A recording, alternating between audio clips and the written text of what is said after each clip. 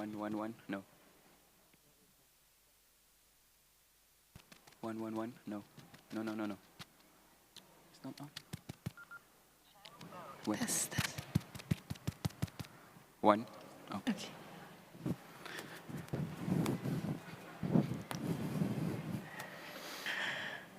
Professor Dato Dr. Mazlan Abdul Ghaffar, Vice Chancellor of Universiti Malaysia Terengganu, Mrs. Nur Afifah Abdul Razak, Deputy Secretary General, Ministry of Natural Resources, Environment and Climate Change Malaysia, Professor Dr. Elizabeth Robinson, Director, Grantham Research Institute on Climate Change and the Environment, United Kingdom, Professor Dr. Maxwell Boykoff, Professor and Chair at the Department of Environmental Study, University of Colorado Boulder, USA, Professor Dr. Fredolin Tangang, Chairman of the Department of Earth Sciences and Environment, Faculty of Science and Technology, Universiti Kebangsaan, Malaysia, Dr. Shuru Dasgupta, Scholar at the European Institute on Economics and the Environment, Italy, Professor Technologist Dr. Muhammad Zamri Ibrahim, Deputy Vice Chancellor Academic and International of UMT, Professor Chemist Dr. Marina Muhammad Arifin, Deputy Vice Chancellor Research and Innovation of UMT, and Chairman of the Malaysia launch of the 2022 report of the Lancet on Health and Climate Change Program, Professor Dr. Muhammad Ikwanuddin, Director of the Institute of Tropical Aquaculture and Fishery at UMT, and Program Director of the Malaysia launch of the 2022 report of the Lancet Countdown on Health and Climate Change, Professor Gopalasamy Ruben Clement, Chief Scientist at the Sunway Center for Planetary Health at Sunway University, Professor Dr. Rosmawati Mohamad, Master of the Academy of Medicine Malaysia, and Major Besara Dr. Ahmad Filza Ismail, Chairman of the Malaysian Medical Association, Senior Officers of UMT, Honorable Guests, Scientists, Researchers, Members of the Press, ladies and gentlemen, a very good afternoon to everyone. It is my honor and pleasure to welcome all of you to the Malaysian launch of the 2022 report of the Lancet Countdown on Health and Climate Change. My name is Dr. Fatin Izzati Minhat. I am a lecturer of Universiti Malaysia Terengganu, and together with my fellow faculty member, Professor Dr. Maisam Tabatabai, we will be your moderators for this event.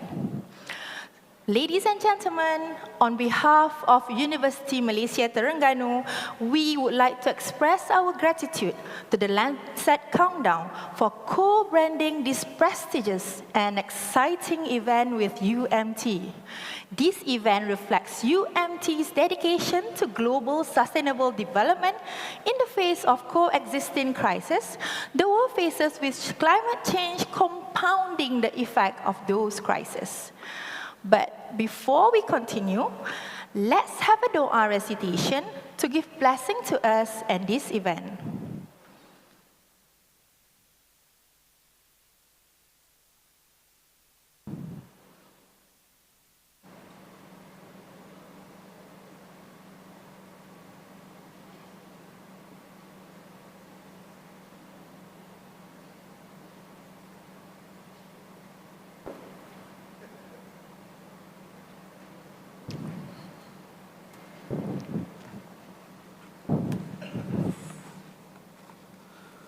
Assalamualaikum warahmatullahi wabarakatuh.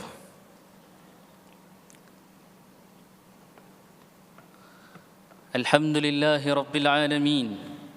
Al-Malikil Quddus As-Salamil Mu'min. Al-Hayyil Qayyum Dhil Jalali wal Ikram. Wassalatu wassalamu ala abdihi wa rasulih Sayyidina Muhammadin al-Mab'uth rahmatan lil alamin. اللهم يسر لنا أمورنا كلها فإن تيسير كل عسير عليك يسير. نحمدك اللهم على ما أنعمت علينا من النعم وبمنك وكرامك يا أكرم الأكرمين. In the name of Allah, the most beneficent, the most merciful, praise be to Allah, the Holy King, peace and faithful, the living and the eternal, the exalted in majesty and honor, and blessing and peace be upon his servant and messenger, our Master Muhammad sallallahu alaihi wasallam, who was sent as a mercy to the world, and upon all his family and companions, and as guidance for all mankind. We praise you, O Allah, for the blessing you have bestowed upon us, and for your kindness and generosity, O most generous of the most generous. Allahumma ya Allah, on this glorious afternoon, in conjunction with the opening ceremony of the Malaysia launch of the 2022 report of the Lancet Countdown, Health at the Mercy of Fossil Fuels, we uphold our hand to pray gratefully to thank on your infinite favor to us till we can live in peace and harmony to perform our tasks. As your servant, Ya Allah, we ask your blessing to make this occasion in success.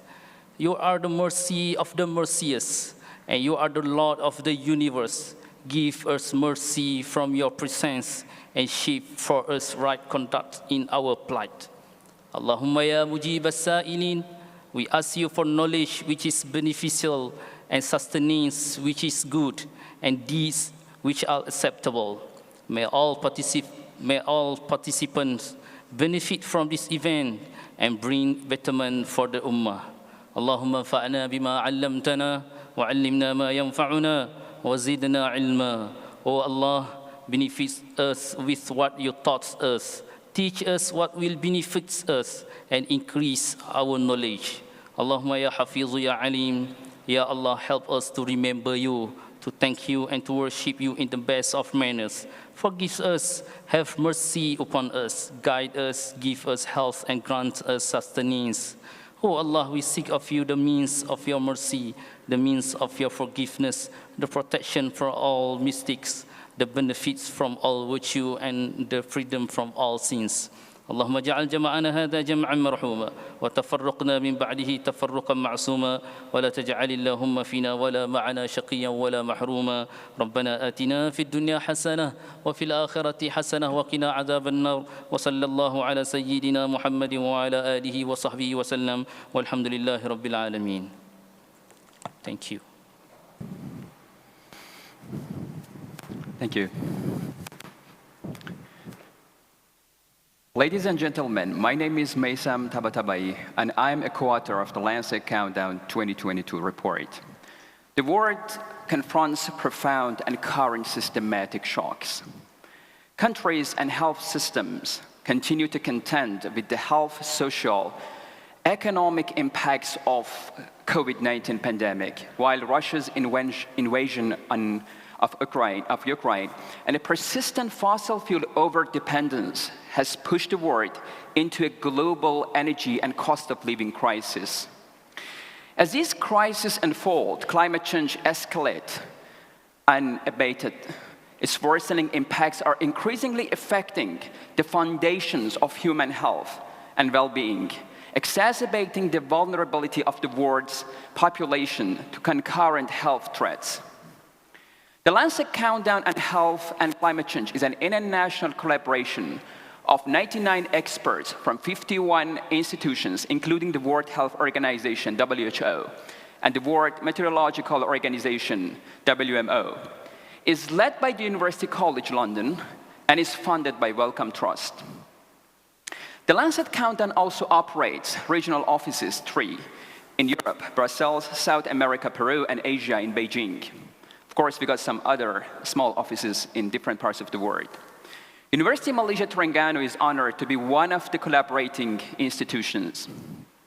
The annual reports of the Lancet Countdown are published in the most prestigious medical journal, the Lancet, the oldest English medical journal, and arguably the most influential medical journal as well in the world.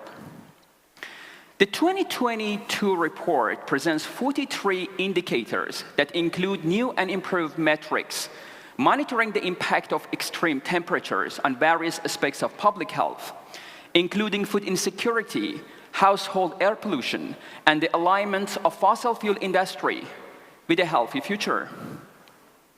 Our data makes clear how climate change is affecting our health, the consequences of delayed action, and the health benefits of a robust, health-centered response.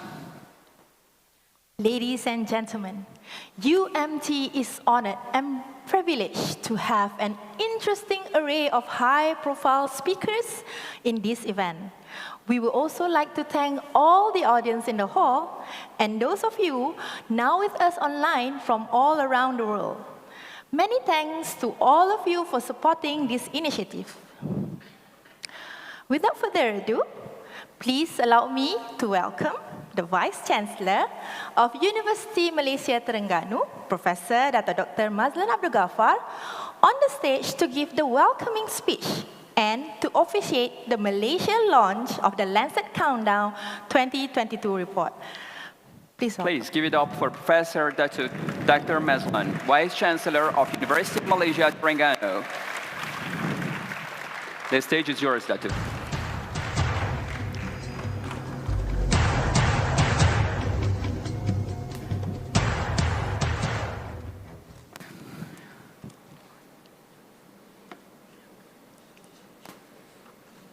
Thank you to both of our master ceremony this afternoon.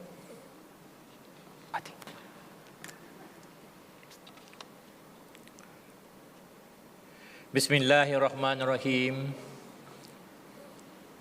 Assalamualaikum warahmatullahi wabarakatuh to all the participants with us and also virtually with us this afternoon. Ms. Noor Afifah Abdul Razak, Deputy Secretary General, Ministry of Natural Resources, Environment and Climate Change. Professor Dr. Elizabeth Robinson, Director, Grantham Research Institute on Climate Change and the Environment, United Kingdoms. Professor Maxwell T. Boycroft, Chair of Environmental Studies Department, University of Colorado Boulder, USA. Professor Dr. Fredolin Tangang, alias Tajudin Mahmud, Chairman, Department of Earth Science and Environment, Faculty of Science and Technology, Universiti Kebangsaan, Malaysia. Dr. Shuro Dasgupta, Scholars at the European Institute on Economic and the Environmental, Italy, to be exact, Venice, Italy. Professor T.S. Technologist, Dr. Muhammad Zamri Ibrahim, Deputy Vice Chancellor, Academic and International of UMT. Professor Chemist, Dr. Marina Muhammad Arifin, Deputy Vice Chancellor, Research and Innovation of UMT and Chairman of the Malaysian launch of the 2022 reports of the Lancet Countdown on the Health and Climate Change Programs. Professor Dr. Ikhwanuddin Abdullah, Director of Institute of Tropical Aquaculture and Fisheries, and Program Director of the Malaysian launch of the 2022 reports of the Lancet Countdowns on Health and Climate Change. Professor Gopalasamy Ruben Clements, Chief Scientist, Sunway Center for Planetary Health, Sunway Universities. Professor Dr. Rosmawati Muhammad, Masters of the Academy of Medicine, Malaysia. Major Basara Dr. Ahmad Firza Ismail, Chairman of the Malaysian Medical Associations, Senior Officers of UMT, Honorable guests, scientists and researchers, ladies and gentlemen. A very good afternoon to everyone.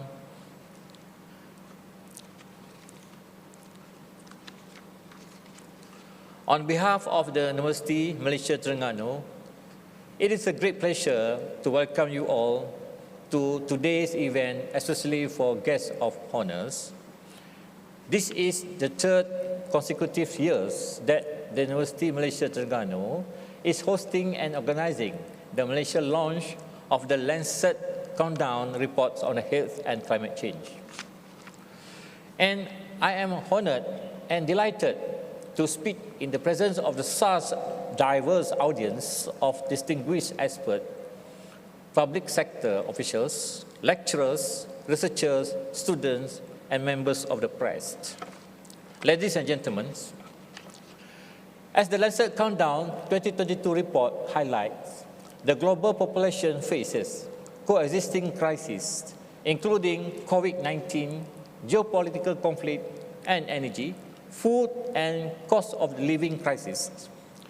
Climate change is compounding the effect of these crises and is increasingly impacting the health and the well-being of people worldwide.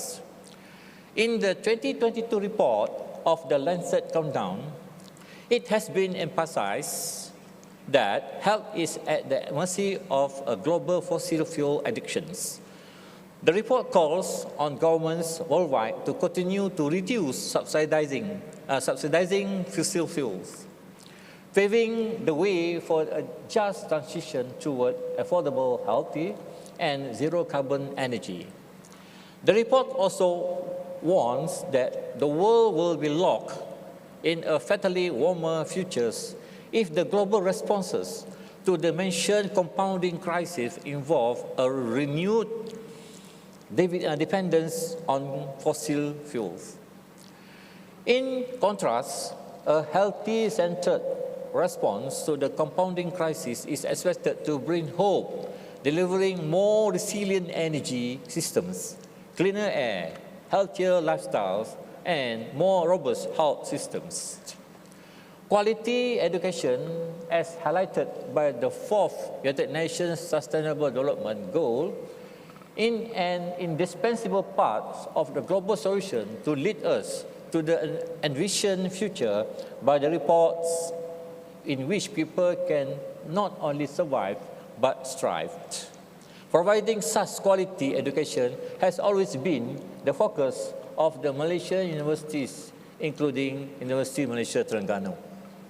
Ladies and gentlemen, while effort should be made to mitigate climate change and its impacts on public health, climate change adaptation is also a major area of action that has been on the Malaysian main policy agenda. An important part of any climate change adaptations program is and should be food security, and the Malaysian government has been pursuing these goals through various efforts. In light of that, Universiti Malaysia Terengganu has been actively advocating the Ministry of Higher Education initiatives, including the successful accreditation of the Institute of the Tropical Aquaculture and Fisheries, or Aquatrop, as the higher institution center of excellence for future food to tackle climate change and support the national food security policy. High COE Aquatrop at UMT is actively involved in the research and development of sustainable shellfish aquaculture. Its goal is to produce aquaculture products as a future food source. Ladies and gentlemen, the Climate Change Adaptation Laboratory, also known as CCA Lab, is a highly equipped laboratory with cutting-edge technology at the Institute of Climate Adaptation and Marine Biotechnology, Universiti Malaysia Terengganu. The lab has been funded through a long-term research grant scheme by the Malaysian Ministry of Higher Education on Climate Change and Adaptation Research on Aquatic Organisms. The CCA Lab, EMT, is a leading sophisticated research on Malaysian aquatic species and climate adaptation, promoting the development of a valuable scientific outcome and database for the benefits of the people and the countries.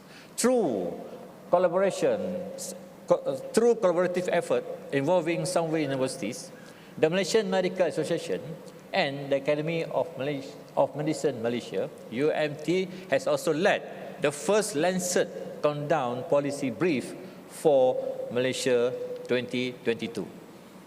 I congratulate and thank all the parties involved. Ladies and gentlemen, I would like to highlight that the University of Malaysia Terengganu is keen to work closely with all the stakeholders in the country, including the Cabinet Committees on National Food Security Policy and the National Action Council for Cost of Living, both chaired by the Prime Minister to strengthen national food security.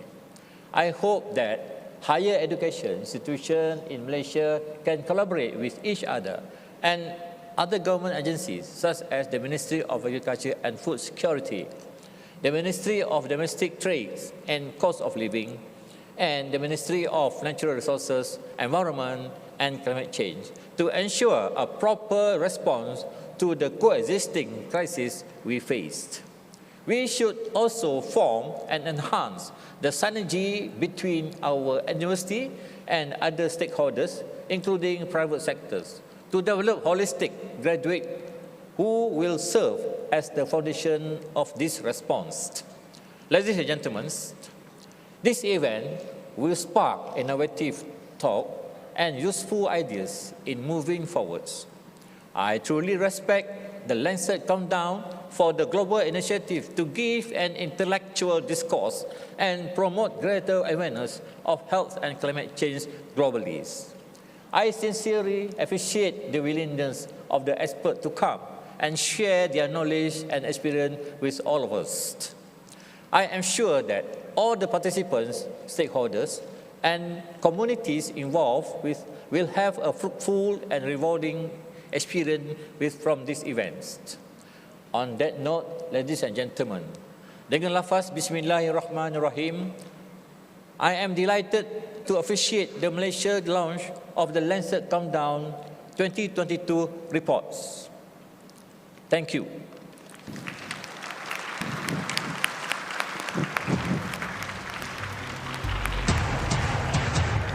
Thank you very much, Professor Dr.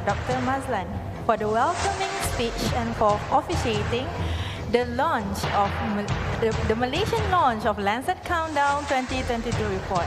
Now, ladies and gentlemen, I now would like to invite you to watch the montage of Malaysia launch of the Lancet Countdown 2022 report. Please enjoy. Enjoy.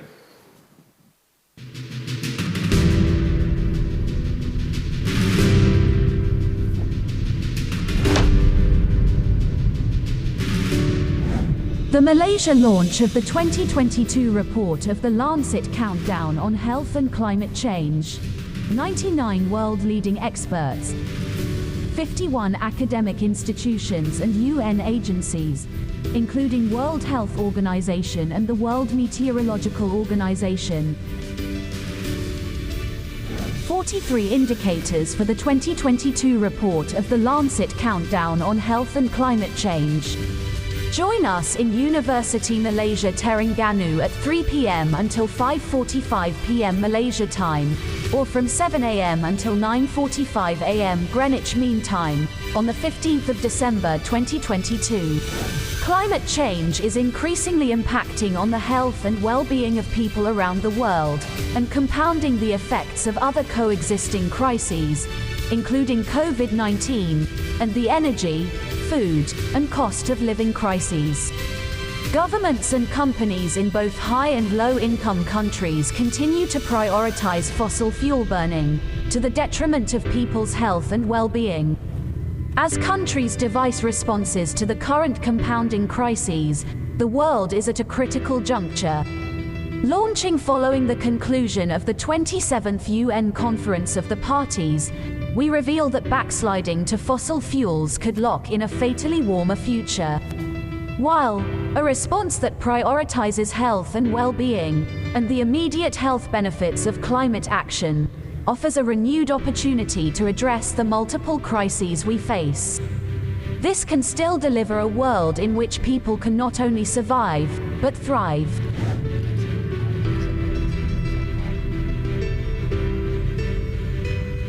This event will contextualize the findings of the 2022 Lancet Countdown report in a Malaysian context, bringing together leading academics and policymakers with wide-ranging experience and expertise.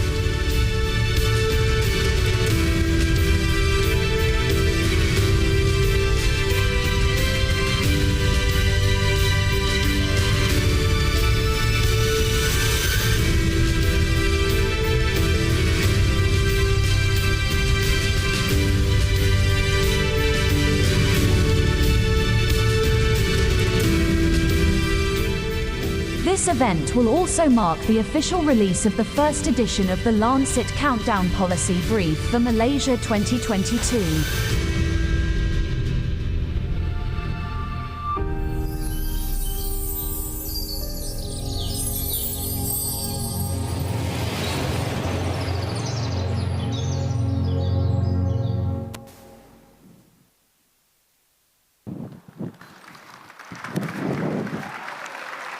Thank you.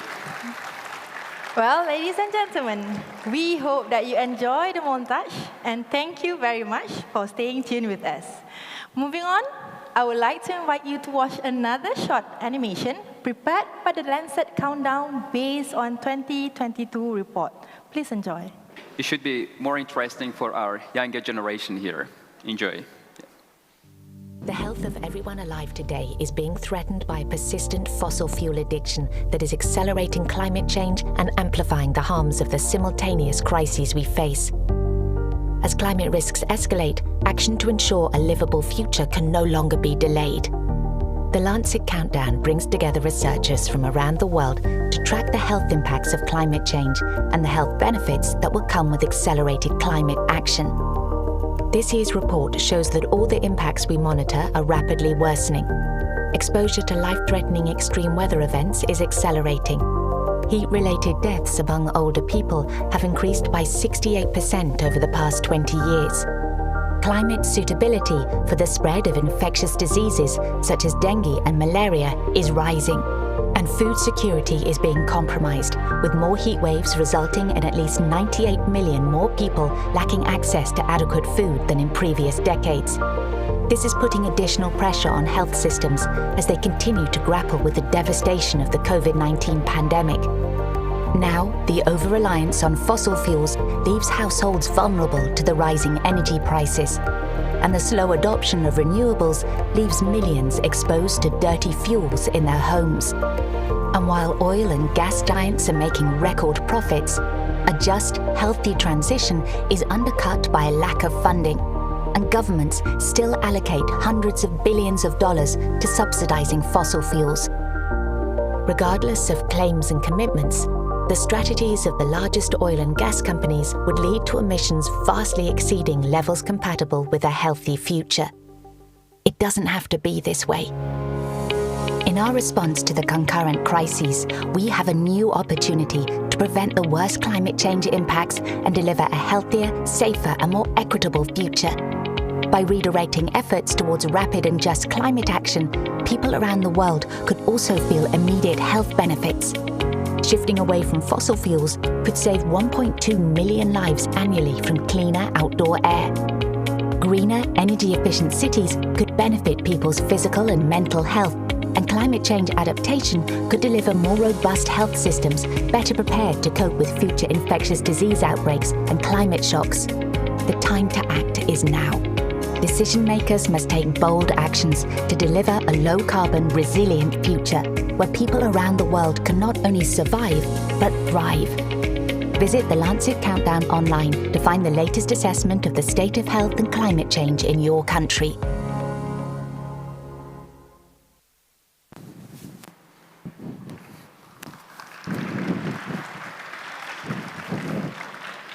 Thank you.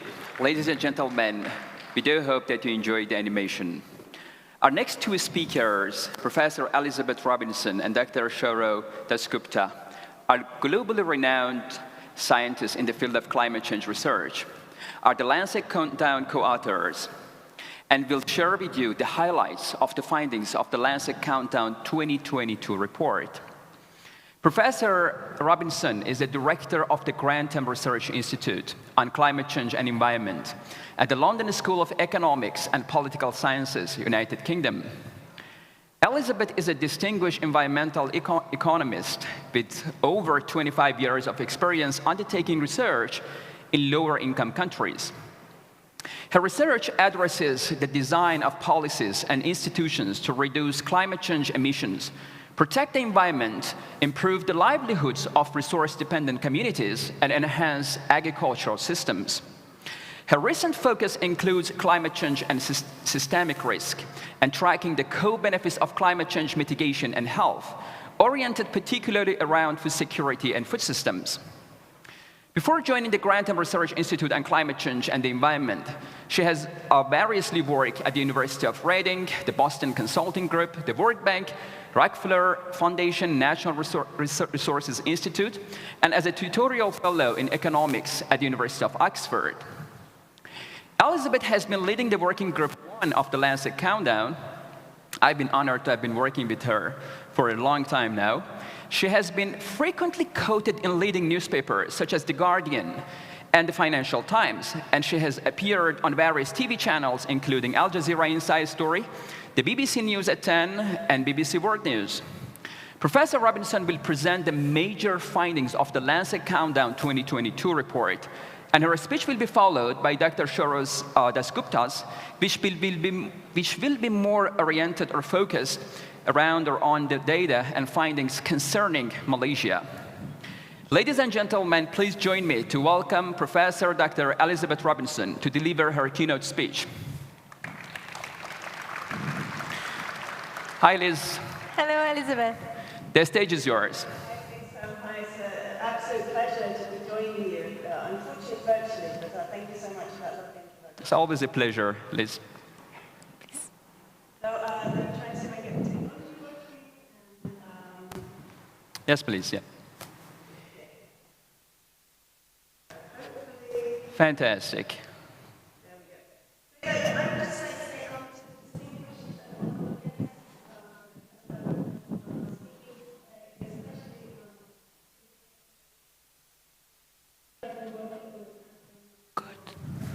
Good so far?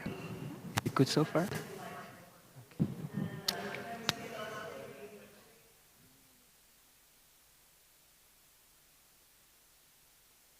Button.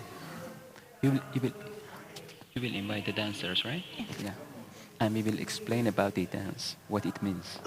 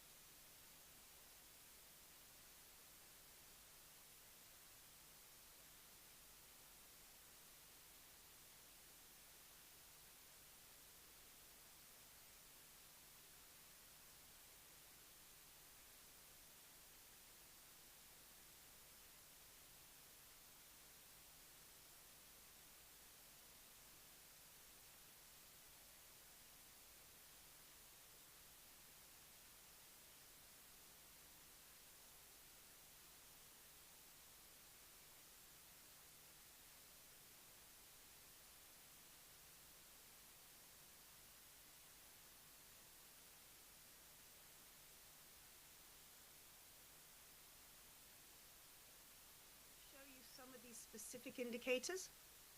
Here I'm giving some highlights from 3 of our indicators. And because here I want to give you a sense of how we think about these indicators, use them and communicate them.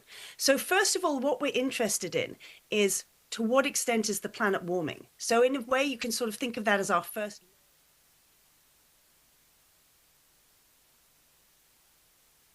temperature anomaly. That's how much greater the temperature is than the average. In 2021 last year, relative to our baseline, and we generally have a baseline of about 1986 to 2005. So let's not forget some climate change has already occurred by that point. And what we can see firstly is that inhabited areas are experiencing faster warming than oceans. So that's going to be worrying when we look at the health impacts of climate change, the impact on people's health. We can also see from the data that populations that are exposed to this average increase in summer temperatures twice higher than average. So where people live, it's warming even faster. So that's another concern. So it seems that people are living in those areas that are warming faster. And then we start to look at populations. We know that infants and over 65s are particularly vulnerable to heat. And we're finding an increase in heat-related mortality for older people and for younger people. And in part, that's about where these older and younger people are living. And then in part, that's because in certain regions of the world, we have aging populations. So we're finding that very much in Europe, that our aging population is living in warmer areas and is increasingly vulnerable to these heat waves. And the graph on the right, we can see, that shows you these data tracked over time. So the pure warming signal is the blue graph, which shows us the global mean over land. So again, that's warming more than the sea. And then we have a weighted mean for where infants are living and a weighted mean for where over 65s are living. So we can see that climate change is amplifying these vulnerabilities for older and younger people.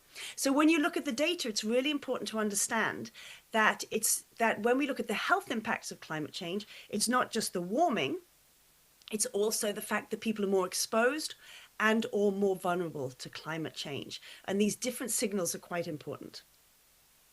So what does heat do? Well, we also do think about the health outcomes. Heat stress and heat stroke, being exposed to heat is worse than for people with pre-existing conditions such as heart disease. And we're starting to pick up that there's certain diseases we weren't sort of aware of. So for example, acute kidney injury. People who work outdoors, who are working outdoors in the heat and who suffer from dehydration are more likely to get these long-term damage to their kidneys. And so these health impacts are being revealed more and more.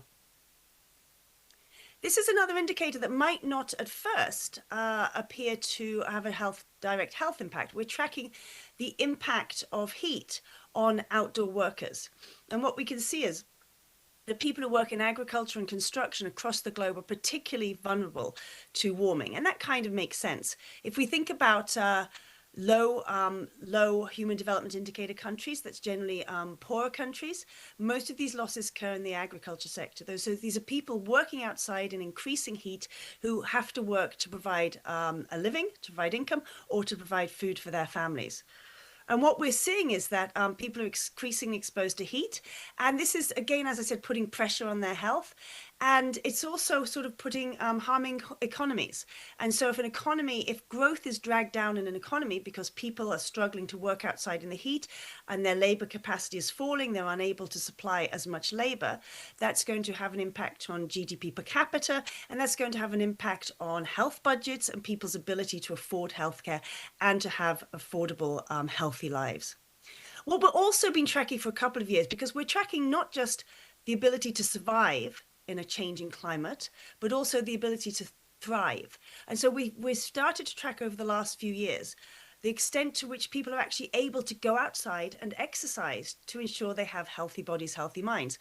And what we found is over the last 10 years, individual people are experiencing, on average, an extra 281 hours annually when high heat poses at least a moderate heat stress risk during light outdoor physical activity. So those of us who want to take control of our health, who want to go outside and exercise, perhaps cycling or running, there's fewer hours when it's safe to do so due to heat.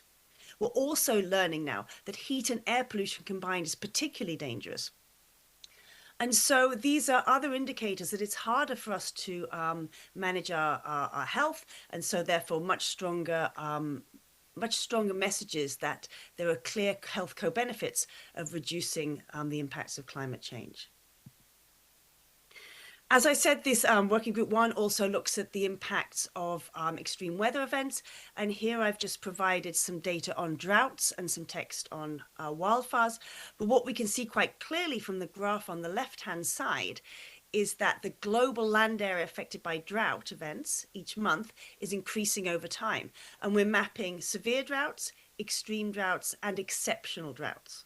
And exceptional droughts by definition should be exceptional, and yet we can see that they're actually becoming normal. And then the map on the right just gives you a sense of a map of the period 2012 to 2021, compared with our baseline here of 1951 to 1960. So you can start to see where in the world countries are experiencing greater droughts. And we can see particularly the African continent being affected. And that again should start making us think about what are the implications for food security, what are the implications for health and sanitation. I've just put some text, but if you want to see the graphs, they're on the website and they're in the report. But people are also increasingly exposed to days when there's an extremely high fire danger. And what we know is that fires have health impacts in many ways. So there's the direct health impact if you're caught in a fire, but there's also the health impact of having to breathe in very polluted air from the smoke and the particulate pollution. And then there's also the mental health impacts of seeing your livestock, your pets, your house go up in fire and losing all your beloved possessions. So there's many health harms from wildfires to our physical and our mental health. This is our indicator on food security and undernutrition. And we heard at the beginning of this event that food security we're increasingly concerned about. And I know you're going to see in the new policy for Malaysia some very specific information about food security in Malaysia. These are some of the global data. So on the left, we have graphs that we've been presenting, I think, for all 7 reports of the Lancet Countdown. And we're looking at crop growth duration. So this is a technical term, but basically crop growth duration is shrinking over time for some of our key crops, maize, winter wheat, spring wheat, and rice. And what that means is the growing season in warm countries is shorter because crops are maturing more quickly, and so the grains are not as fat, and it suggests that yields are likely to fall over time. So for all our key crops, this is a problem. We have a new indicator this year, which is the first time we've presented this indicator in the report. And this looks at the impact of a warming climate on food insecurity. And so here we particularly isolate the fact that there's been an increase in heat wave days over time. We have 7 years of data at the moment, and we look at people reporting moderate to severe food insecurity. And we can isolate, we're using econometrics here, and we can isolate the signal between the number of heat waves and increases in food insecurity, controlling for other factors that might affect food insecurity, such as inequality, education, wealth. And what we can see quite clearly is that heat waves alone are increasing food insecurity. We can start to speculate at the moment why that might be. Part of it is likely to be the impact on yields, but part of it might be on people's ability to work and to afford healthy food and nutrition. We also know, and this is an indicator that's done by our own Professor Mizan, who's been talking to you there live. So this is an indicator that he works on with colleagues from Iran and from Malaysia. So we're also very aware of just how important marine food security is. So many people in the globe are dependent on marine catch of fish and other seafood, particularly for protein and for fatty acids. And what we know is that temperatures in coastal waters across the globe are warming. And they've warmed by nearly 0.7 degrees centigrade in the last couple of years compared with our baseline here of 1980 to 1982. And this affects marine and coastal ecosystems in many different ways. 2 of those important examples are coral reef bleaching and mangroves that are increasingly exposed to sedimentation and sea level rise. And coral reefs and mangroves are both areas that are really important for breeding grounds for fish and other marine life. And so if we start to see our fisheries being harmed by climate change, this affects people's direct access to food and their ability to earn an income so they can purchase food. So critically important indicator here for food security. I now want to talk about some of the other working groups and the work that they are doing. So working group 2 is about adaptation planning and resilience for health. So there's a whole suite of indicators that are looked at. And again, you can go to the website and you can look at these in detail. You can see the report and you can see the individual indicators. And you can look at, for example, indicators relative to the region you study, the region you live in, or particular country you're interested in. And so this working group tracks the extent to which countries are taking account of health in their adaptation plans. It starts to look at the extent to which we can adapt to the negative impacts on our health. And it starts to look explicitly at vulnerabilities, health risks, and resilience to climate change. And I just want to show a couple of indicators here. One that I find really exciting is the urban green space indicator. And here we look at the extent to which people have access to urban green spaces. I really like this indicator because it brings together mitigation and adaptation. So we know that, and health, of course. So we know that access to urban green spaces has many mental and physical health benefits, and it does reduce all-cause mortality. So there are strong health benefits if people live in urban centres where they can see green around them. We also know that green spaces sequester carbon, provide local cooling, and therefore benefit climate change mitigation and heat adaptation. So here we have a nature-based solution that contributes to nationally determined contributions, contributes to sucking that carbon dioxide out of the air. It also provides a natural adaptation through cooling areas, so it's much cooler if you're surrounded by green spaces, and it also reduces air pollution. So if you have green spaces near to roads, that can help with very localized air pollution from fossil fuel burning cars. In 2021, however, just 27%, that's just over a quarter, of urban centres were classified as moderately green or above. So this tells us that that's not a great number, 27%, but the flip side is there's tremendous scope for adaptation and mitigation and building resilience through investing in urban green spaces. And I think Professor Mizan is going to talk a little bit about urban food production as well. So think about that link when you hear about the Malaysia policy brief, and think about the link back to this graph here. I also want to present some data on lethality of extreme weather events, because this links very nicely to Working Group 1. So Working Group 1 is looking to the extent to which populations are more exposed to heat and the health impacts of heat and extreme weather events. And so here what we look at is we consider the number of reported climate and weather-related disasters, which has increased 5-fold in the last 50 years. So there's far more climate and weather-related disasters. But what we're actually finding is the average lethality per climate-related disaster has fallen dramatically in the last 30 years, from 837 deaths per climate-related disaster to just 46. So that shows that there's a tremendous impact from adaptation, and it shows the importance and effectiveness of adaptation. And I'm just going to give one example in Europe, that in 2003 there was a heat wave that affected Europe, and in France 15,000 people died. So that's in a rich country, 15,000 people from a heat wave, from one heat wave. Then we go forward to 2019. France experienced a worse heat wave due to climate change. Most likely, we're seeing more likelihood of heat waves, and they're more intense. But only 1,500 people died. Now, every one of those 1,500 deaths is, of course, a tragedy. But that was a reduction from 15,000 to 1,500 due to adaptation. So adaptation works, and it's tremendously important. But there are limits to adaptation, and we don't want to be lulled into a false sense of security that we don't have to worry about climate change mitigation, because so far we've done well to reduce deaths, to reduce overall mortality from extreme weather events. And so the limits to adaptation we don't always see clearly. So that's just a couple from the adaptation. I'm now going to look at, as I say, to me, the beating heart of our report, which is mitigation actions and health co-benefits. Because this is where we really start to ask ourselves, why are we settling for lives at the moment where we have air pollution and where our children are breathing polluted air every day?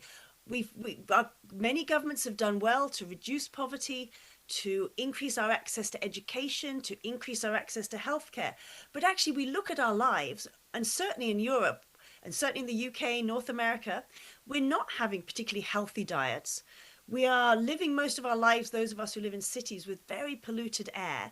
And we're not taking personal responsibility as well to exercise more outside, in part because it might just be too dangerous to cycle, or we can't walk to the bus stop because the buses are so unreliable. So there's many reasons why we should think really positively about these health co-benefits of rapid mitigation of climate change. And I'm going to show just a few highlights from this section, but I just want to point out that this section looks at air pollution and the real benefits from rapidly transitioning to clean air. It looks at sustainable and healthy road transport. So who has access to public transportation so they don't have to use their car? Who has access to electric vehicles? And it looks at healthy living and whether we could do agriculture, do food in such a better way for our environment, for livestock, and for our own well-being. And so this is a graph. There's a lot going on in this graph. So I would say if you're interested in these data, again, go to the website and you have a bit more time to look at this in detail. But what we know is ambient air pollution is causing premature deaths worldwide, due in part to PM2.5. These are these very small particulate pollution that gets deep into our lungs and causes so much damage.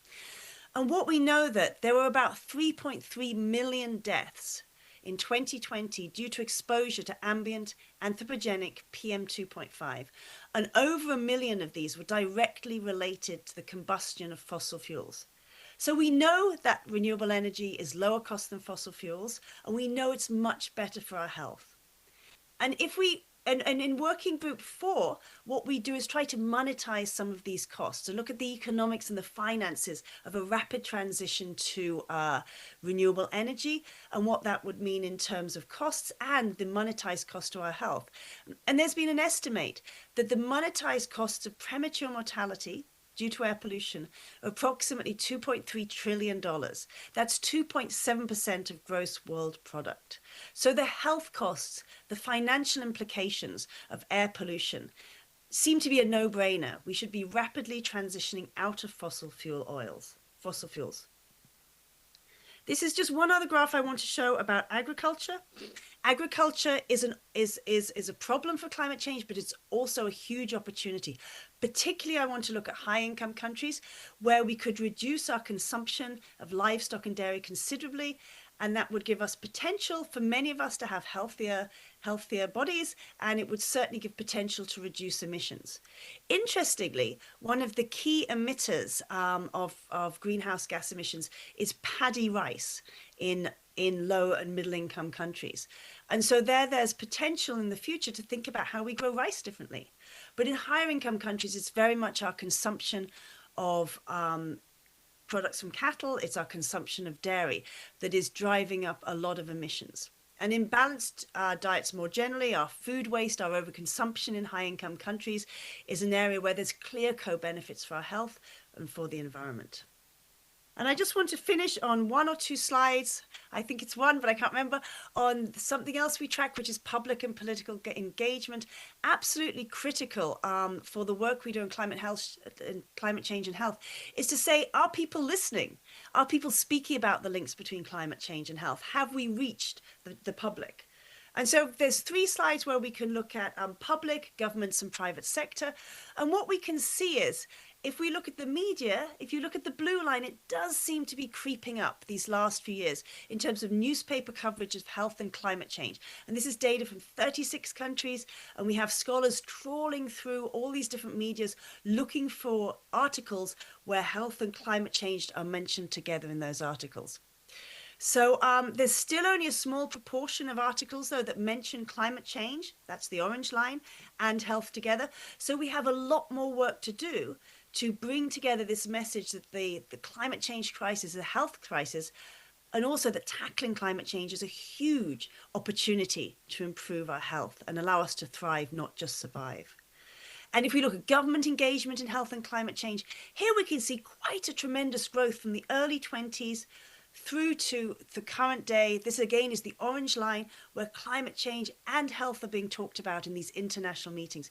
And this is really exciting. So I think we can credit the Lancet Countdown a little bit to some of these benefits. And then if we look at corporate sector engagement, and this is a relatively new indicator that we're starting to look at, to what extent is the corporate sector talking about climate change and health? Why are we looking at this? Because we know the private sector, the corporate sector is absolutely central to the transition to a low carbon economy, both through its own greenhouse gases and its own wider political influence. And again, we can see that the number of mentions of health and climate change together is starting to creep up in companies' global compact reports.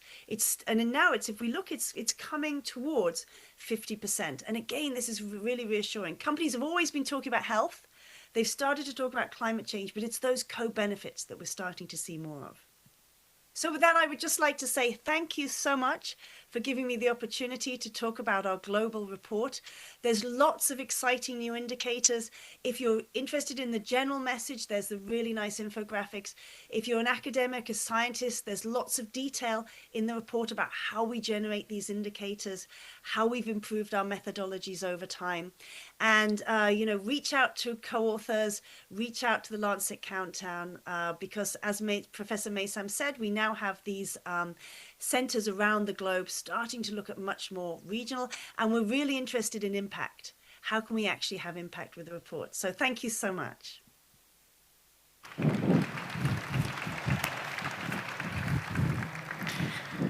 Oh, thank you so much, Professor Robinson. Liz, for sharing with us the highlights of the Lancet Countdown 2022 report. It's always good to have you. This is the third year we have the honor of having Liz with us in the Malaysia launch of the Lancet Countdown reports. And we are hoping for more collaboration between UMT and Grantham Research Institute in the future. Dr. Shoro Dasgupta is currently an environmental economist at the Euro-Mediterranean Center on Climate Change and a lecturer at the University of Venice. His research contributes to advancing knowledge on socio-economic impacts of climate change, identifying hotspots and vulnerable populations, and supporting the design of tailored policies to mitigate and adapt to climate change and its impacts. He has been a co-author of the Lancet Countdown for 4 consecutive years now. Shoro leads a number of other international projects. He's also a visiting fellow at the Grantham Research Institute on Climate Change and the Environment at the London School of Economics and Political Sciences. And he has been he's been so kind, coming down all the way to Malaysia to be in person. Ladies and gentlemen, please join me to welcome Dr. Shoro Dasgupta on the stage to deliver his keynote speech. Thank you, Shoro. Thank you, Mason. The stage is yours. The stage is yours. It's working? Oh, perfect. I'd like to start by thanking Professor Mizan for inviting me. It's an absolute honor to be here, but I'd also like to take this opportunity to express my deep gratitude to Dato, the Honorable Vice Chancellor, the Deputy Secretary General, the academics, the officials at UMT who have made me feel so welcome. It is an absolute honor. I cannot say that enough. I will now switch to the presentation, but while I switch, I would also like to say it is actually a very difficult task to follow Professor Elizabeth Robinson.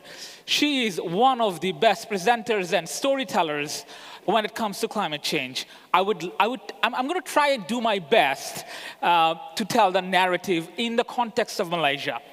So, Professor Robinson has given us a brilliant overview of the global context from the Lancet Countdown. We have tried to extract data and context for Malaysia.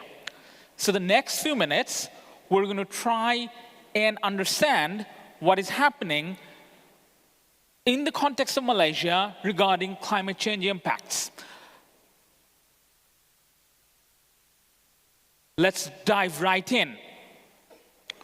The first one, again, so my presentation will follow that of Liz. I'll go the 5 working group ways, but I will show fewer indicators and trying to discuss more about the Malaysian narrative. The first one, there has been a general increase in warming for Malaysia. There is absolutely no doubt about that. In the last couple of years, we do see a small decline in average temperature, but let's look at the impact side. Elderly, so those above 65, have faced 9 additional person days of heat wave exposure. And this number is increasing every year. This is a cause of concern. as we face more and more heat wave days, the impact on the elderly and the impact on small children are increasing. And this follows that of the context we saw for the global report.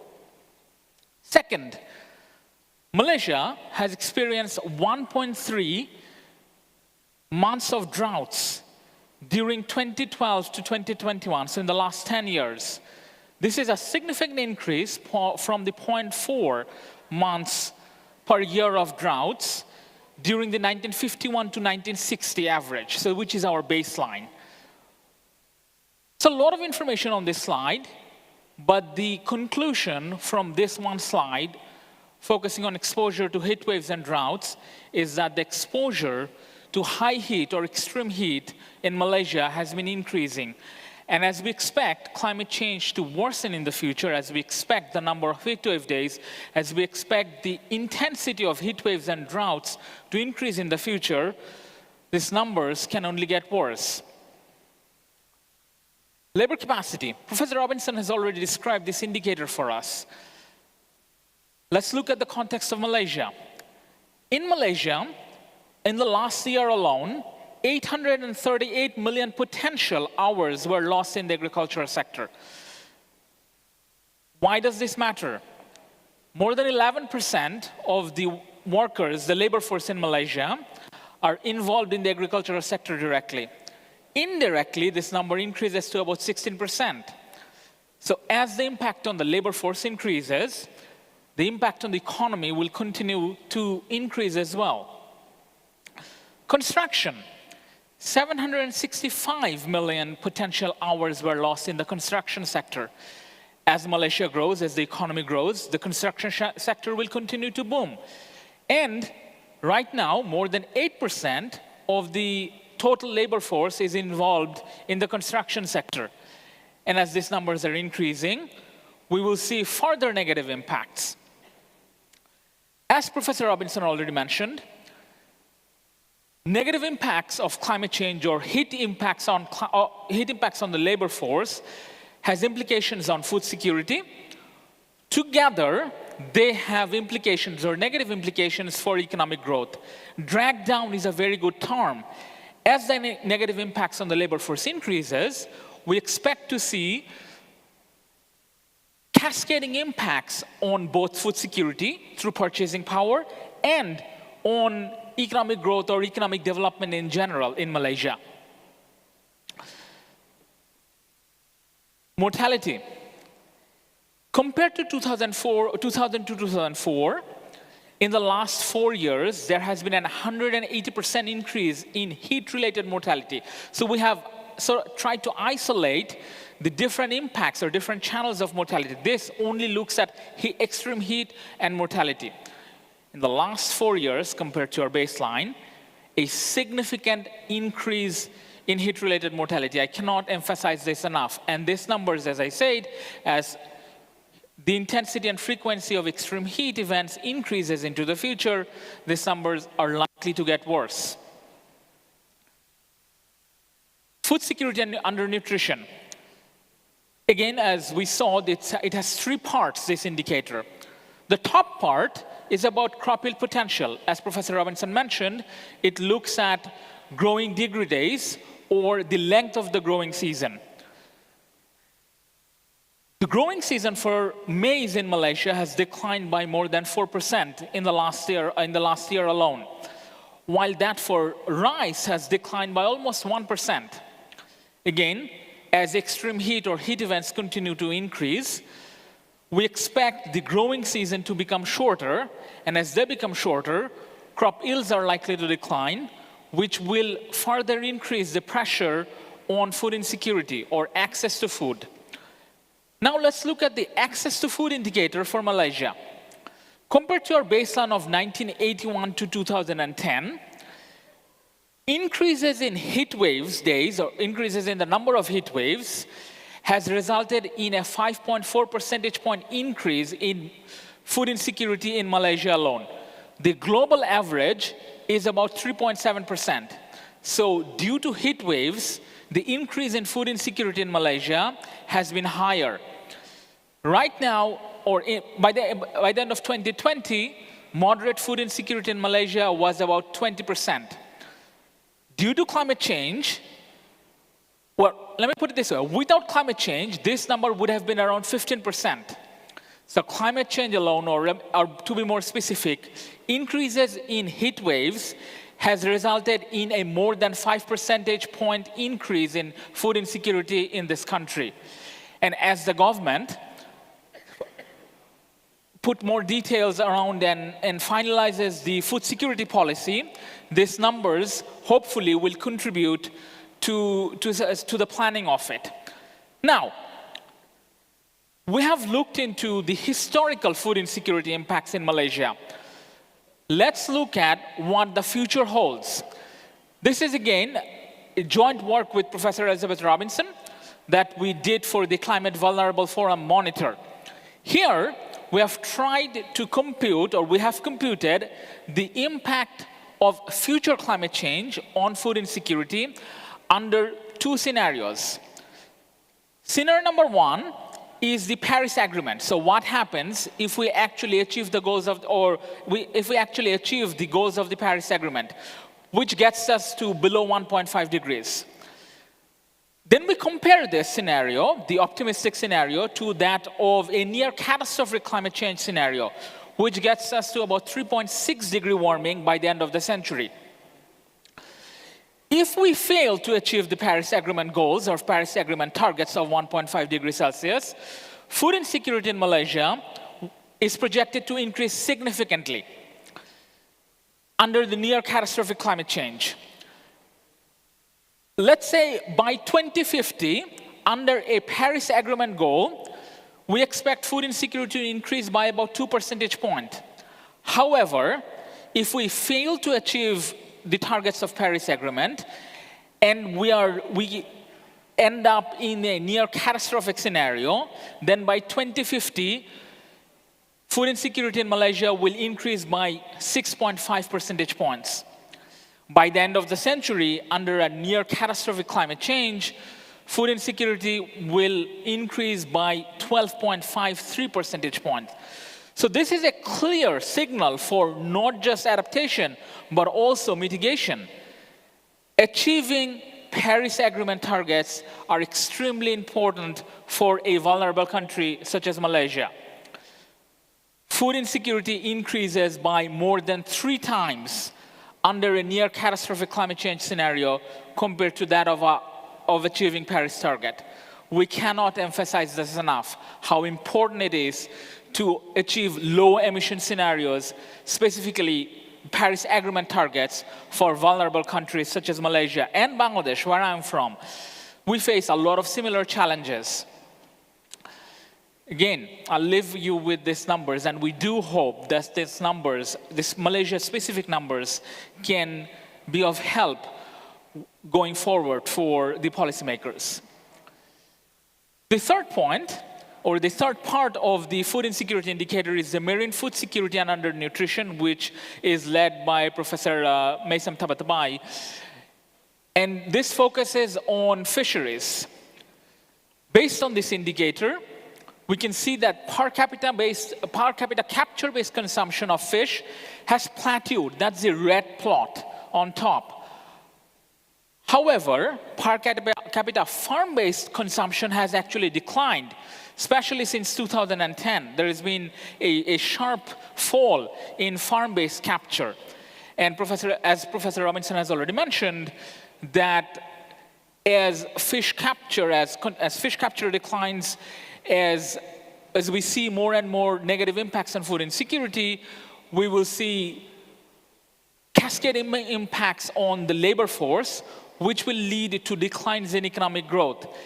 And so it is really important that policies such as the food security strategy in Malaysia and similar policies really tries to tackle these base issues and focusing on a resilient food supply chain that helps us to get to the goals. Now I move from impacts to adaptation planning. These 3 municipalities according to the last cities data set, the Seberang Perai Municipal Council, the Shalom City Council, the Muar Municipal Council have completed their climate change risk or vulnerability assessments in 2021. This is extremely important to have these local level assessments for countries such as Malaysia so that planning and funding can be allocated. And we firmly believe that these three councils in Malaysia and other councils and municipalities are taking actions that will lead to tackling climate change impacts in this country. Moving to vulnerability to mosquito-borne diseases, as we saw, the mosquito-borne diseases or the threat of mosquito-borne diseases has increased due to climate change, and Malaysia is no different. Vulnerability to mosquito-borne diseases has actually increased over time, and we have data from 1980 to show this. While we are seeing that adaptation has played a significant part, Professor Robinson already mentioned that there are limits to adaptation. There are social limits to adaptation, and at some point, the social thresholds of risks will be reached beyond which adaptation will no longer be helpful, unfortunately. This is why it is so important to keep focusing on mitigation.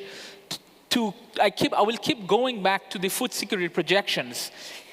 Under a near catastrophic climate change scenario, food insecurity increases by almost 3 times compared to that of the Paris Agreement. As such, mitigation, always the focus. This indicator focuses on exposure to rising sea levels. This is one of the indicators that I work on.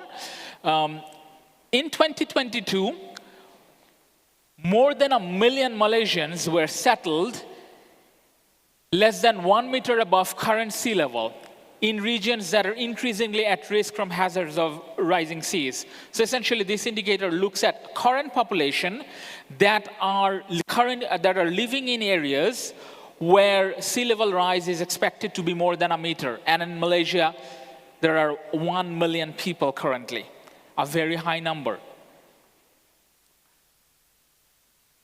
Carbon intensity and pollution mortality. As Liz mentioned, this is the beating heart of the countdown report. So this is about core benefits. Carbon dioxide emissions from fossil fuel combustion in Malaysia has increased, and this is expected. So this has increased over the last 30 years or so from 0.05 gigatons in 1990 to 0.24 gigatons in 2019.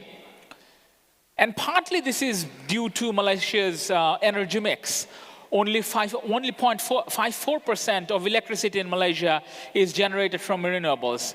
However, we understand that the government has a policy in place to have 25% of the energy mix to come from renewables by 2040. And it will become increasingly clear why that mix needs to be achieved. In 2020 alone, 9,000 deaths were attributed to air pollution in Malaysia. And now I'm going to delve into core benefits. Energy demand in Malaysia will continue to grow. There is no doubt about that. As Malaysia develops, it will need more and more energy. This is an opportunity. There is a significant potential to change energy mix by focusing on renewable energy, and the government has already taken some concrete actions to focus on renewables. The real challenge, the major challenge here is how can a country such as Malaysia achieve the sustainable growth through a sustainable pathway. Its energy demand will continue to grow, and changing its energy mix to focus on renewables is key. Moving away from fossil fuels will have or already has significant co-benefits or significant health co-benefits. Look at the mortality that can be attributed to increasing air pollution. Switching the energy mix to renewables will result in reduction or declines in this air pollution mortality. Whether such co-benefits or whether such health co-benefits can be achieved will largely depend on the energy mix or the energy choice Malaysia makes in the next few years. This is my last indicator slide. As we already saw for the global report, government engagement in the context of health and climate change has increased. For Malaysia, in such forums, there were 2 mentions of climate or climate change, but 22 mentions of health. Very important. The Malaysian government has a significant focus on health impact. Only once, though, climate and health were both mentioned together. So there is, but the pattern is clear. The Malaysian government's increasing focus on climate and health impacts. So that was my last slide, as I said, on indicators. Let's look at the future. What are the implications? As Professor Robinson emphasized, and I have discussed here, the links between climate change and health are many and complex.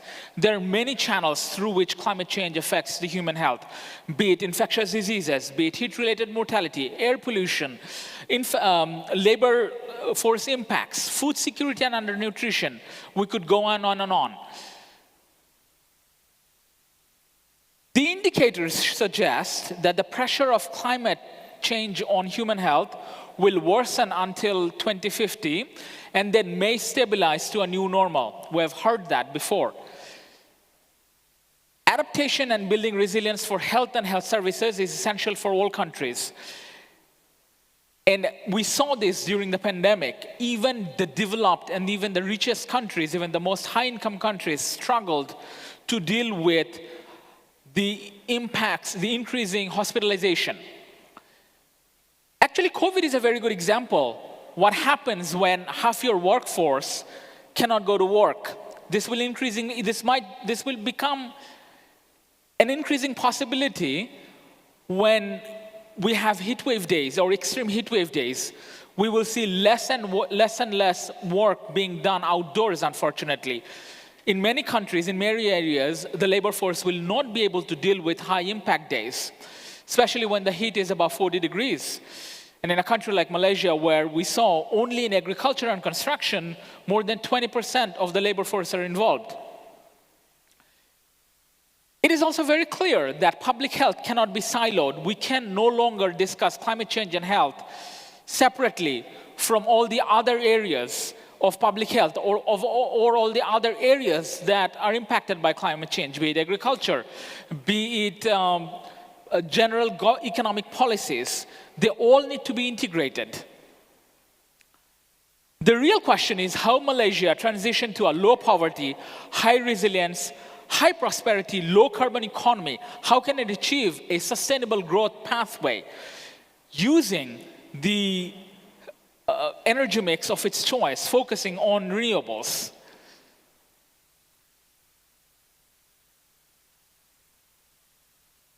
Some of the implications, or as I finish, some areas to draw on.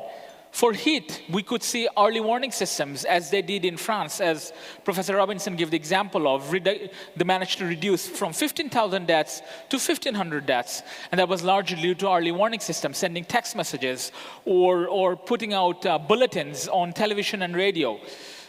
Food and nutrition. Our work focuses a lot on safety nets, food assistance versus cash assistance.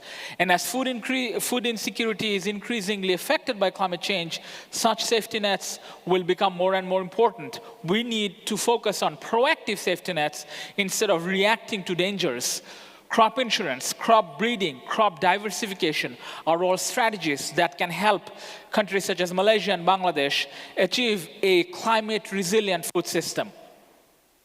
We also have potential household level actions, whether it's savings, storage, crop diversification, and so on. Air pollution or reducing air pollution will lead to improved health outcomes and lower emissions. Active transport, cooking or healthier fuel for cooking, electricity generation, and so on. For Malaysia, low carbon, sustainable, and healthy public transport. This can encourage active transportation and lower emissions. Of course, food and diet, reducing emissions from agriculture and balanced diet. And finally, green spaces. They reduce exposure to air and noise pollution, but also has significant, it's a nature-based solution that has both adaptation and mitigation implications. With that, I thank you. I'd like to thank the Lancet for facilitating the Lancet Countdown and the Wellcome Trust for its generous funding for this project. I thank you again for your attention. It's been a pleasure.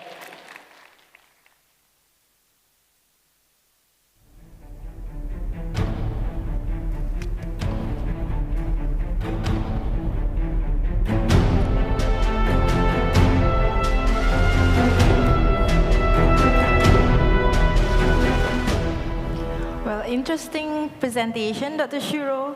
Thank you so much for briefing us on the finding of the Lancet Countdown 2022 report within the Malaysian context. Absolutely, Shara. Thank you so much for giving us a Malaysian perspective about the latest finding of the Lancet Countdown 2022 report. And we are hoping that this would mark the beginning of collaboration between UMT and your institution in the future. All right, moving on, ladies and gentlemen. Our UMT dancers from Pesada Tari will perform a traditional dance for you. So, ladies and gentlemen, sit back and enjoy Inang Bukit Cina by Pesada Tari. Dance of colors and unity. Enjoy.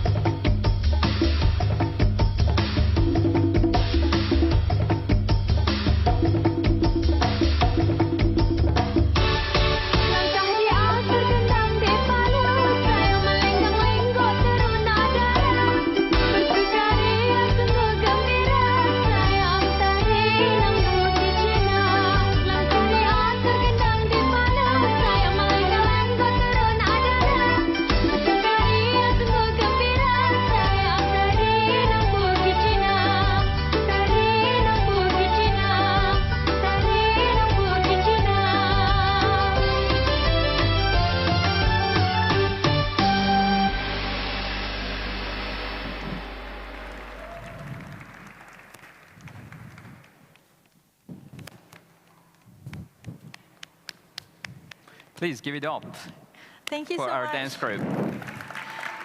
Thank you so much to our UMT Peserta Tari for the dance for the very beautiful dance. So just a little background of the dance. Whether they have guessed it or not, I just gave them a hint, but yeah, All right. go on, please. So Fatin. yes, so it is called Inang Bukit Cina. So Bukit Cina is actually in Malacca. So it is actually a dance about unity and how we can overcome all of our challenges when united in goal. Exactly. That's what we really need in the world to overcome the challenges. The Lancet Countdown report has tried to portray unity, unity, unity. And we will have something very special for you about unity at the end of the program. I'm not going to disclose further. Yeah. All right, ladies and gentlemen, our next keynote speaker is Mrs. Noor Afifah Abdul Razak, Deputy Secretary General of Ministry of Natural Resources, Environment and Climate Change, Malaysia. Her ministry has led the Malaysian delegation to the 27th UN Conference of the Parties, COP27, which is held in Egypt in November 2022. Ladies and gentlemen, please join me to welcome Mrs. Noor Afifah Abdul Razak to deliver her keynote speech online.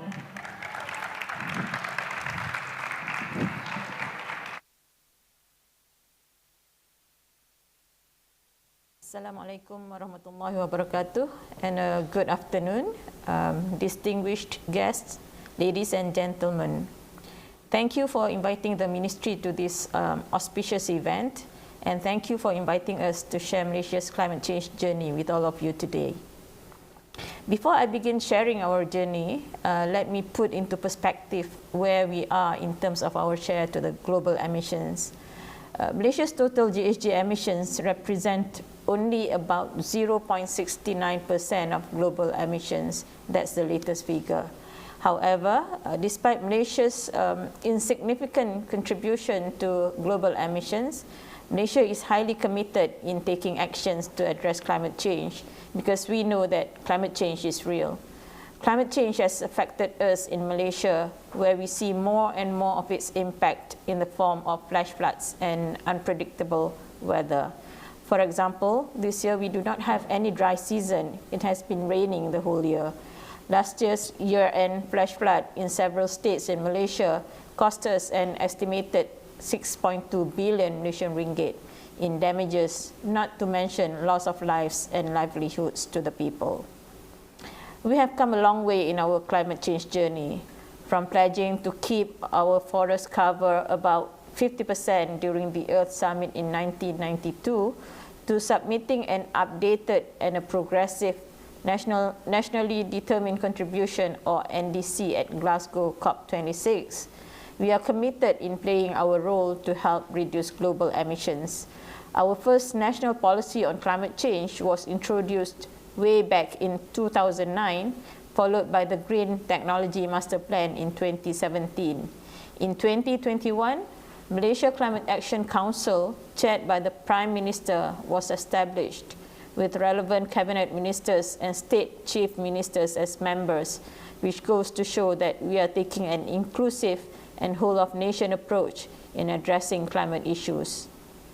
The year 2021 was also the year where the low-carbon mobility blueprint and low-carbon cities master plan were introduced, paving the way for a low-carbon transportation sector and reduced emissions from cities in Malaysia.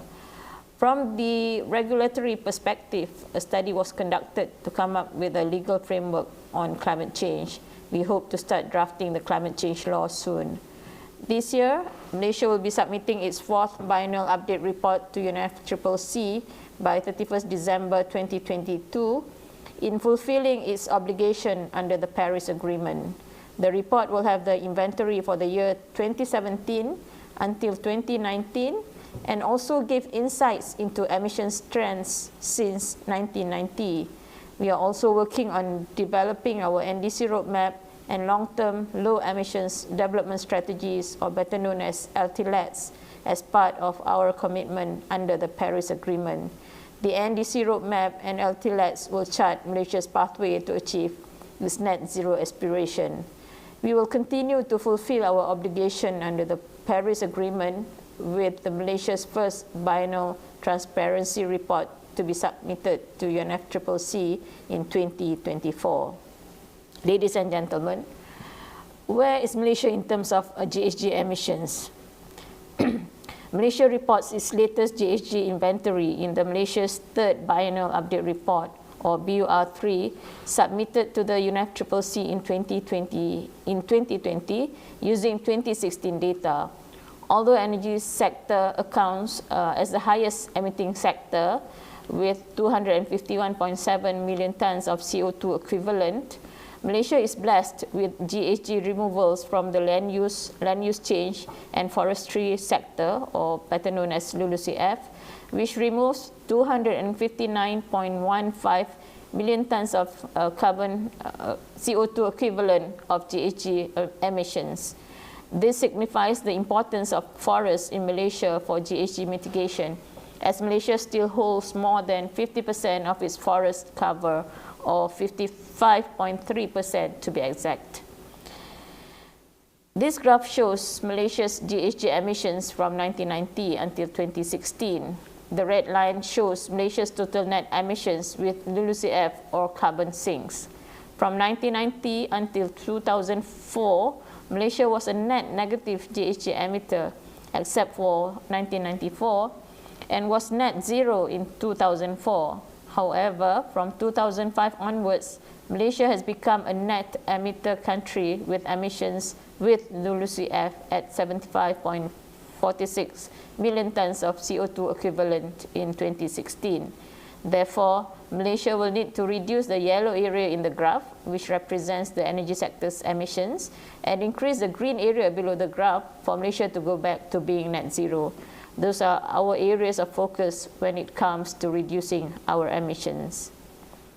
Based on the GHG inventory, naturally, Malaysia's focus to reduce its GHG emissions is on the energy sector, with measures undertaken to increase the share of renewable energy in power generation and increase energy efficiency efforts.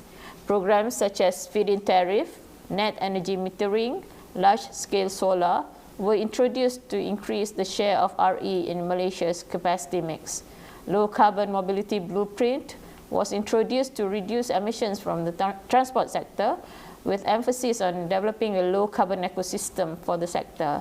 Other mitigation actions undertaken include those under the waste sector, with the development of waste-to-energy projects, biogas and biofuel, while mitigation actions in the forestry sector are also given prominence. Recently, the Economic Planning Unit has launched the National Energy Policy 2022 until 2040, which charts the nation's pathway towards a low-carbon energy sector. Just to highlight one of the key targets set by the government to decarbonize the energy sector, Malaysia is targeting to increase the RE capacity mix from the current 23% to 31% in 2025 and a further 40% in 2035. Programs such as large-scale solar, net energy metering, feed-in tariff, and self-consumption will continue to be implemented with improvements along the way to further increase RE offtake. As I mentioned earlier, the biggest climate change impact to Malaysia is the increased occurrences of floods. Naturally, flood management is given priority in adapting to climate impacts, and a substantial amount is needed. It is estimated that 150 billion ringgit is needed until 2030 in flood management to increase Malaysia's preparedness in facing more floods in future due to climate change. Projected rise of sea level requires actions to be taken in managing the coastal areas, which will require huge capital outlay as well as, not to mention, water and food security. Public health will also be given due attention in Malaysia's National Adaptation Plan, which will be drafted soon. Moving forward, Malaysia is committed to achieving its emissions reduction commitment under UNFCCC. Malaysia has submitted its first NDC following to Malaysia's ratification of the Paris Agreement in 2016, and it has been updated last year. Our latest NDC sets an unconditional target of 45% reduction of carbon intensity against GDP in 2030 compared to 2005 level. The updated NDC also shows an increase of 10% from the earlier submission target, and we are now covering GHGs of 7 gases compared to just 3 in the past. The next update for Malaysia's NDC will be in 2025. Our next step is to come up with the NDC roadmap to provide policy guidance to drive the implementation of Malaysia's NDC target. In realizing Malaysia's climate change agenda, the Ministry has come up with policies and initiatives to support the national climate change agenda. As I mentioned earlier, Malaysia had submitted its updated NDC to UNFCCC last year, established the Malaysia Climate Change Council, prepared the national low-carbon cities and low-carbon mobility blueprints. The legal climate change framework and national guidance on voluntary carbon market were developed last year. Last week, the Minister of Natural Resources, Environment and Climate Change launched the Bursa Carbon Exchange, the first national voluntary carbon market. It is also the first Sharia-compliant carbon trading platform in the world. Moving forward, Malaysia will submit its 4th Biennial Update Report, or BUR4, which will provide insights into our GHG emissions inventory until 2019. Next, the Ministry will develop the framework for the National Carbon Market Policy to chart the nation's pathway in utilizing carbon pricing as a means to encourage companies, entities to reduce their carbon footprints. The most important initiative that the Ministry will be taking in 2023 is to come up with the long-term low emissions development strategies, or better known as LTLEDs, which includes the preparation of our NDC roadmap.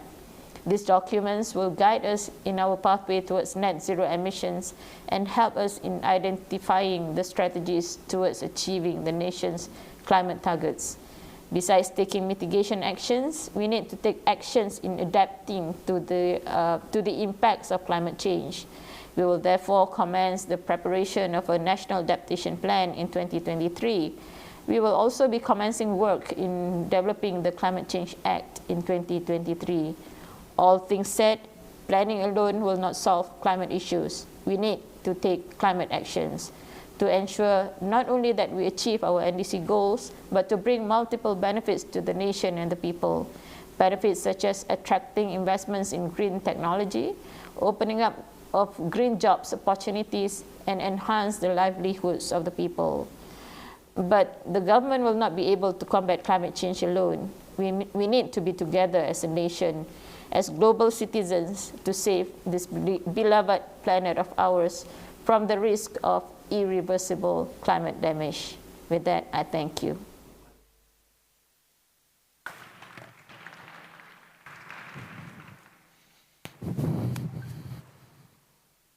Thank you so much, Mrs. Nur Afifah, for the wonderful talk. Ladies and gentlemen, our next keynote speaker is a renowned scientist and a professor of climatology at the Department of Earth Sciences and Environment, Universiti Kebangsaan, Malaysia, where he currently serves as the head of department. He is a fellow of Academy of Sciences, Malaysia, since 2011, and Mizan from 2008 to 2015, Professor Dr. Fredolin served as the Vice Chair of the UN Intergovernmental Panel on Climate Change, IPCC, Working Group 1 for the AR5 cycle. Professor Dr. Fredolin leads the CORDAC Southeast Asia, which is a program under the World Climate Research Program of the World Meteorological Organization that focuses on regional climate downscaling. Professor Dr. Fredolin was also a recipient of 2021 Anugerah Akademik Negara Award for the Best Scientific Publication category. So, ladies and gentlemen, please join me to welcome Professor Dr. Fredolin Tangang on the stage to deliver his speech.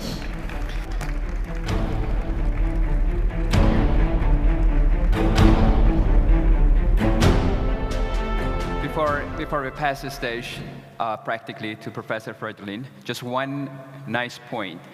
You know, IPCC work has been enormous over the last years. And interestingly, I mean, coincidentally, we have 3 individuals coming from 3 different working groups of IPCC. We have Shoro, we have Max from working group 2 and 3, respectively, if I'm not mistaken, and we have Professor Fredolin from working group 1. So if any of you are interested in IPCC work, then you have 3 of them from 3 working groups today. The stage is yours. Thank you. Thank you for the kind introduction. Yang berbahagia Dato VC, my friend actually. Distinguished guests, ladies and gentlemen, thank you for this opportunity to presentation at this auspicious event, the launching of Lancet report for Malaysia.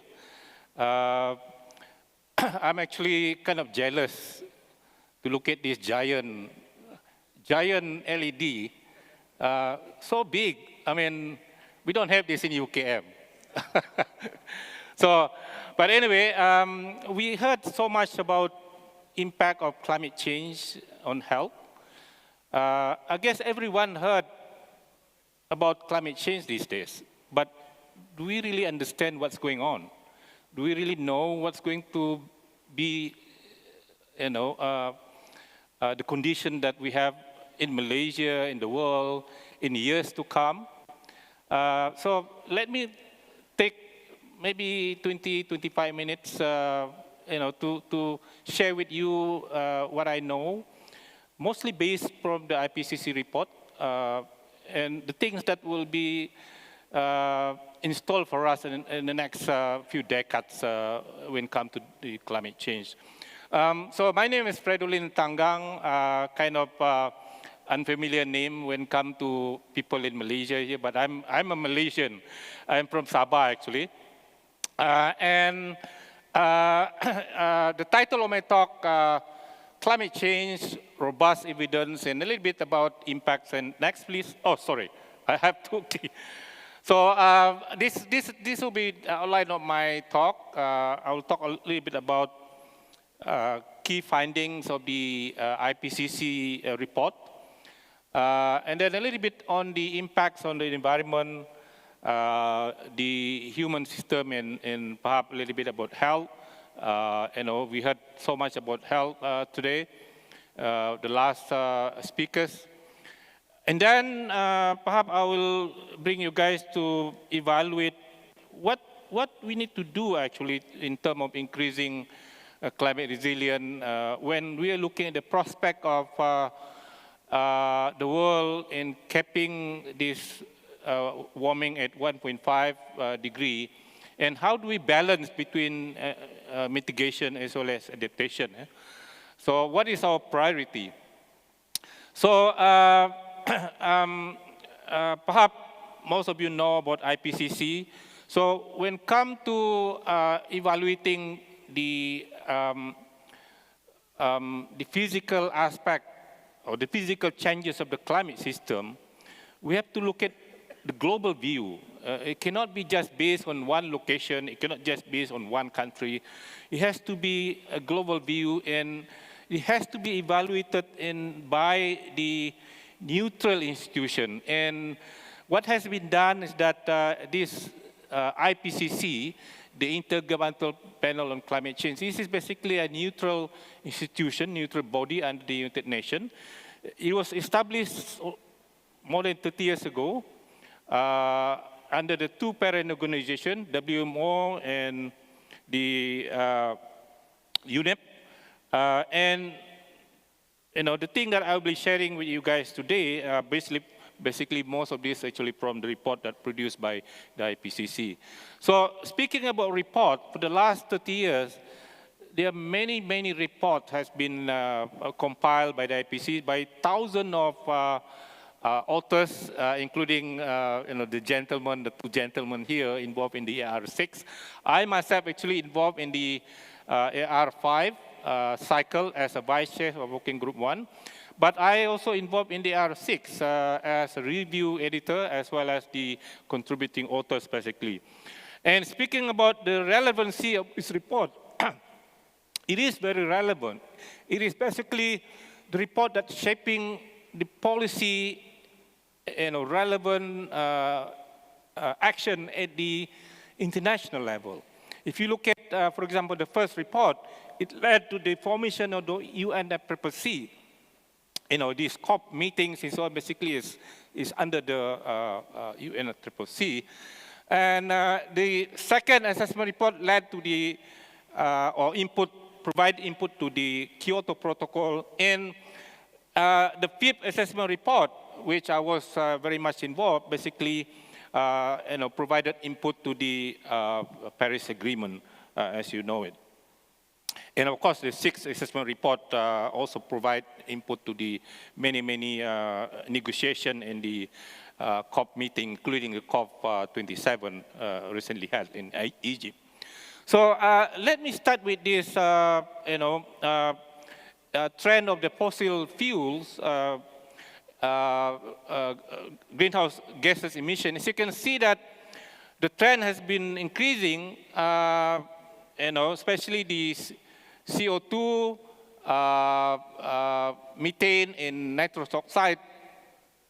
And as you can see here, that in terms of the annual emission, you are almost at 60 gigaton CO2 equivalent.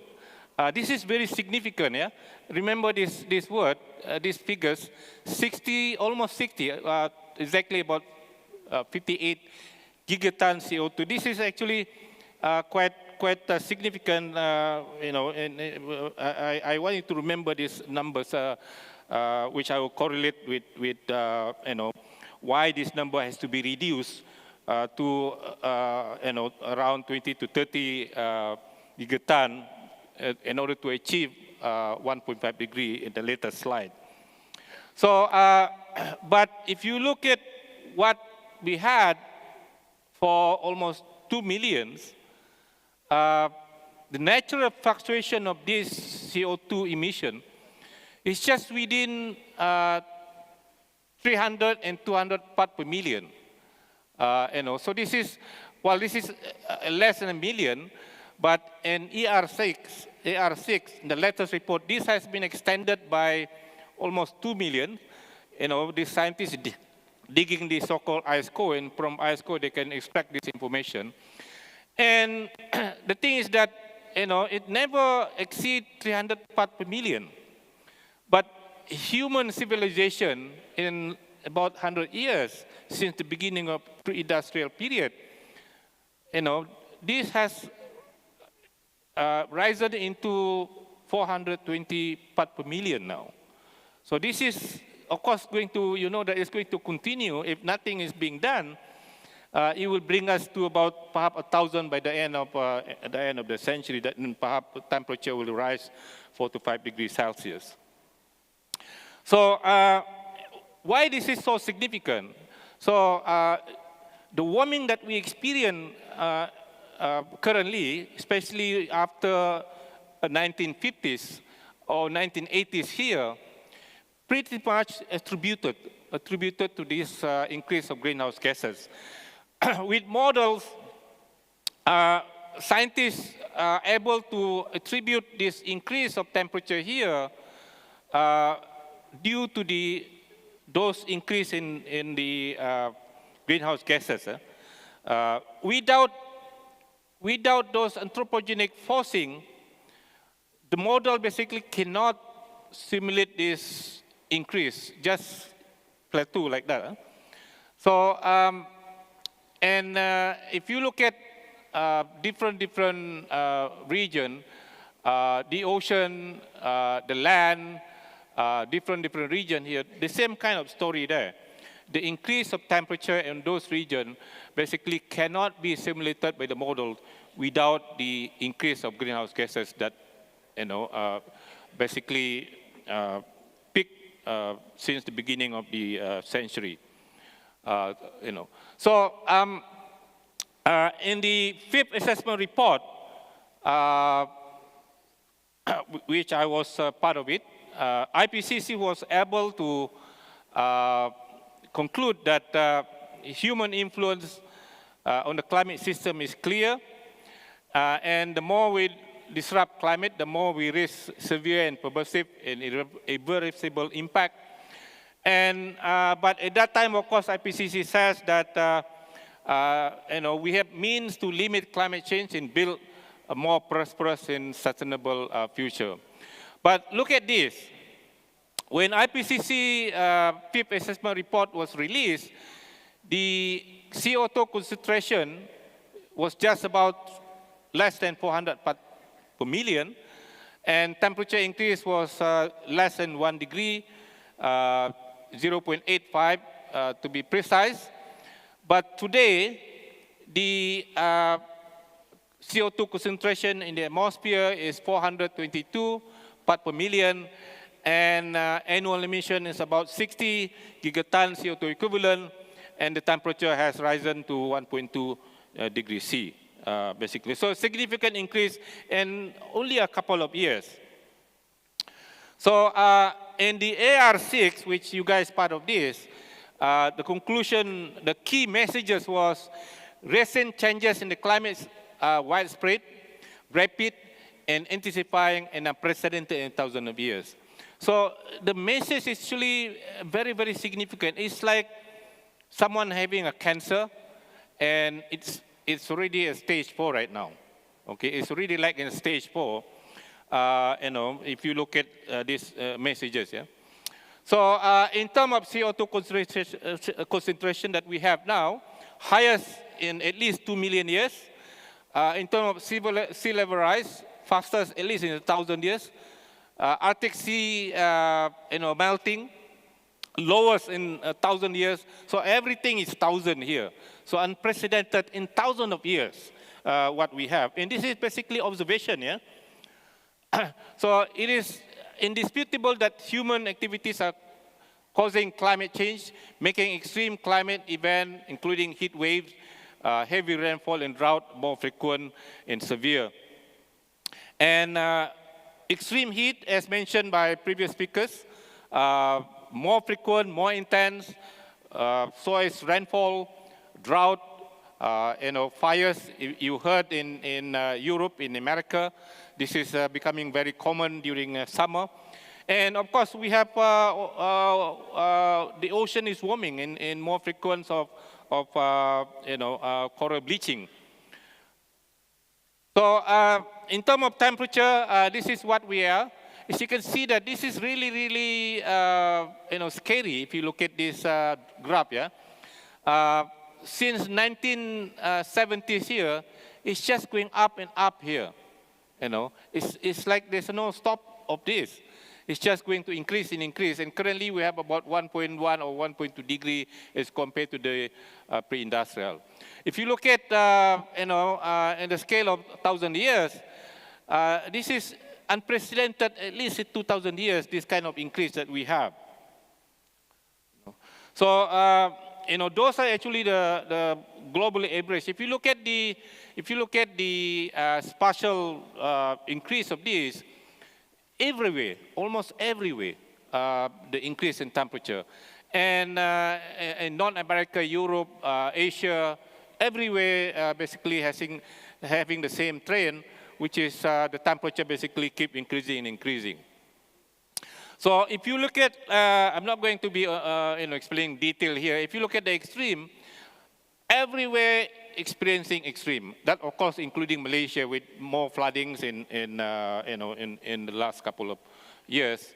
And if you look at Southeast Asia, for example, everything, temperature, precipitation, everything is increasing significant here. So this slide indicating the similar thing. So this is actually in terms of the hot extreme. This is actually a map. This is North America, South America, Europe, Africa, Asia here, and Southeast Asia. As you can see, Southeast Asia here, with 3 dots here, basically is a confidence level of human contribution is very high, and temperature basically increasing over this region. So similar case with rainfall, heavy precipitation here. So, the trend we're experiencing in this region, including Malaysia, basically significant. We tend to have more rainfall for the past many, many years. So, but not just, rainfall, not just temperature, the heating, the global warming that we experience causes the melting. As you can see, this is the trend of snow cover decreasing. This is the changes in the Arctic and Greenland ice sheet mass. As you can see, the blue one here, basically Greenland significantly decreasing. So is also in the Arctic, which of course this has implication on the sea level rise. Yeah? So in terms of the heat content, it's just going up and because of the CO2 concentration increases, it traps the heat. 90% of this heat basically absorbed in the ocean. And this is why the ocean is warming. The ocean is, this is actually the heat content. This is the heat content. So significant increase of the heat content, especially in the upper level, around 2,000 meters here. So the ocean is warming, the glacier is melting. That causes the increase of sea level rise, and this is what happened, for the last few decades. You can see that sea level increases dramatically, and this will continue, of course, affecting coastal region and coastal community. And in terms of impacts, so this is various impact on the ecosystem. As you can look at here, in terms of the impact, confidence is very high if you get blue here, medium if you get this color, and globally it's just blue, dark blue everywhere. So most of the region here, especially Asia here, and other region here, basically experiencing impact of climate change. So this is not just one place. This is global. So as you can see that systematic changes in the ecosystem because of climate change, not just one place, but everywhere. So this is on the human system, on the agriculture,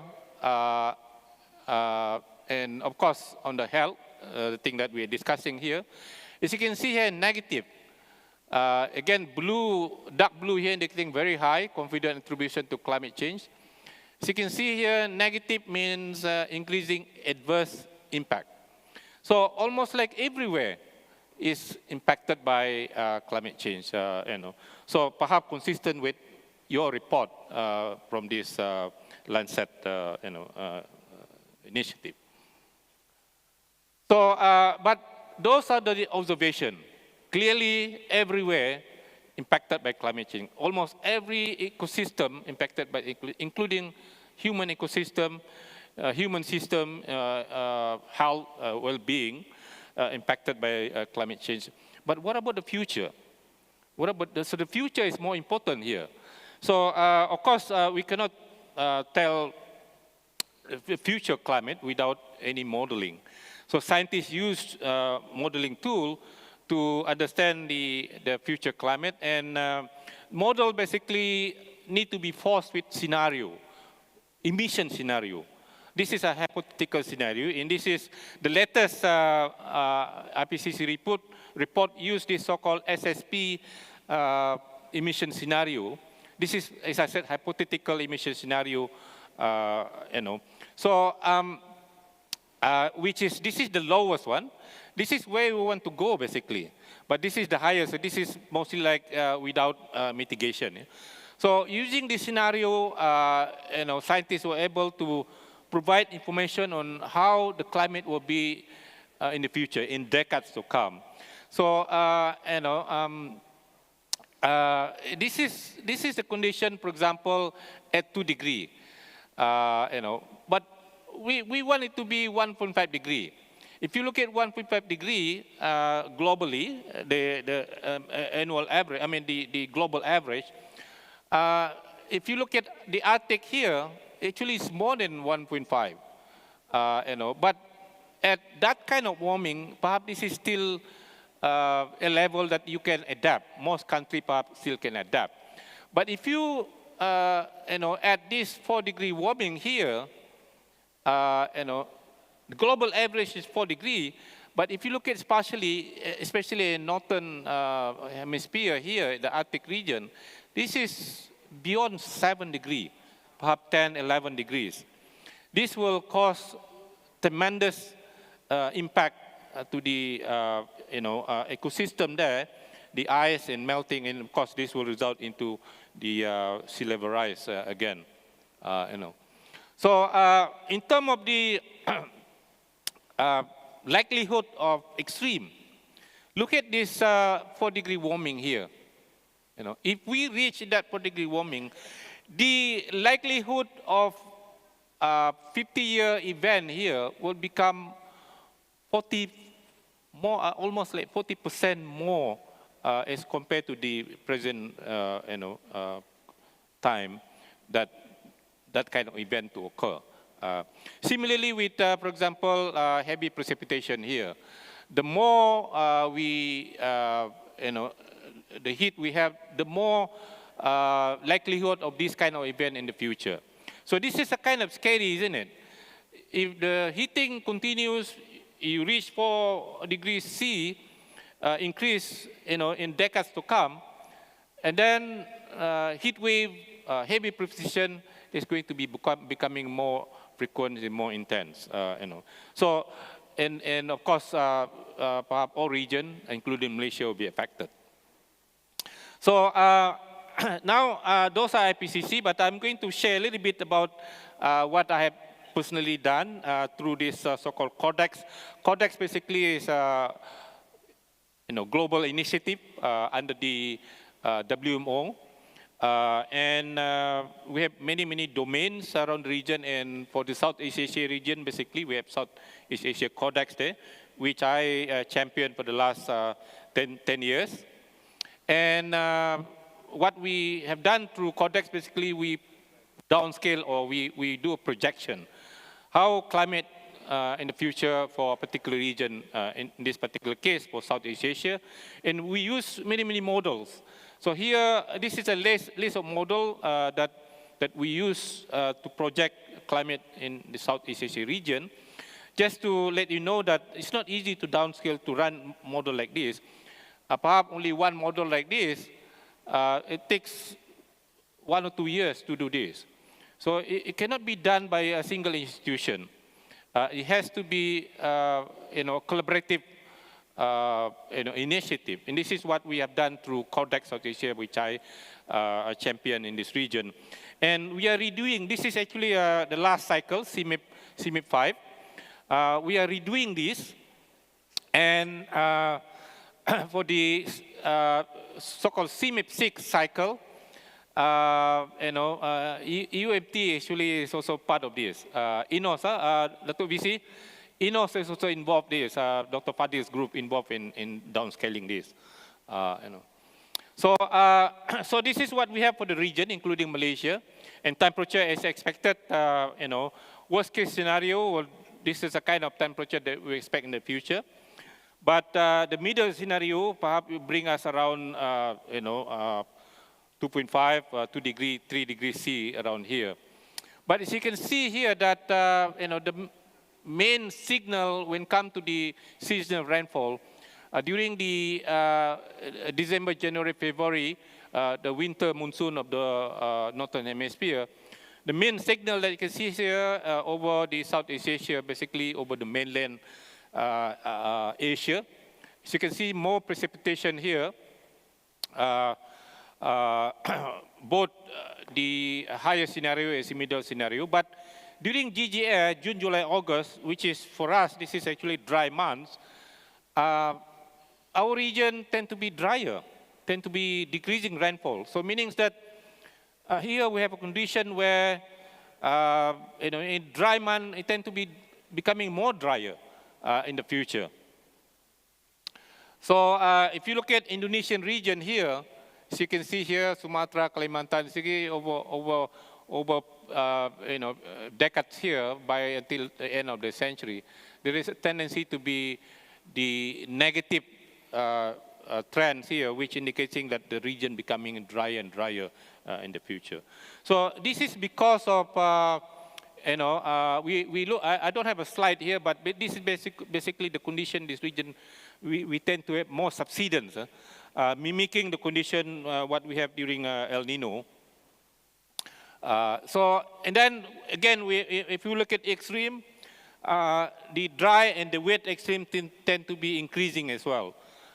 Especially the so-called CDD. CDD is consecutive dry days. So the dry days become longer and longer in the future for this Malaysian and Indonesian region.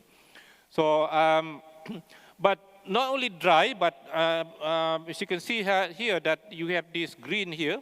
So this is also indicating that very heavy rainfall tend to be increasing in the future. So both the dry extreme, the wet extreme is going to be increasing. So this is basically, the phenomenon that typical when you're talking about the impact of climate change.